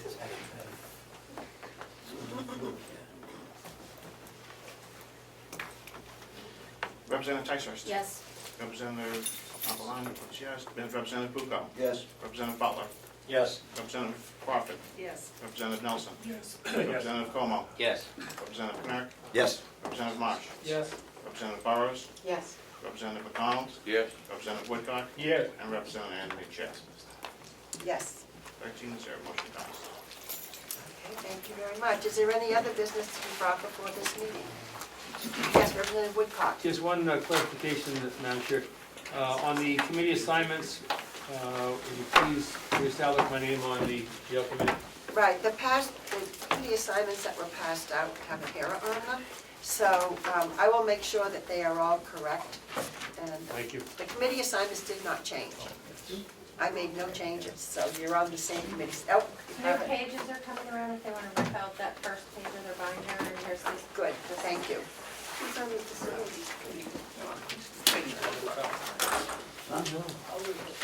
Okay, so I can, is there any, if there's nothing else to come before the meeting? You're welcome. Is there a motion to adjourn? So moved, Madam Chair. A motion to adjourn has been made by Representative Avalon. Second. Is there a second? Okay. Representative Butler. 29 seconds. Yes, I know. I need the executive committee to please stay for the line item transfers. So don't run. So we will recess. Well, we can oppose that. That's a separate meeting. So can I have all those in favor of adjourning the It general wasn't posted delegation? separately. Your transfer committee wasn't posted separate, so it's part of this meeting. Am I correct? So, Okay, So so, Madam Chair, I move my adjournment. okay. so don't adjourn your Recess. executive committee. I thought our meeting was going to follow immediately after. It didn't say it would be part of the meeting, it wasn't on the agenda.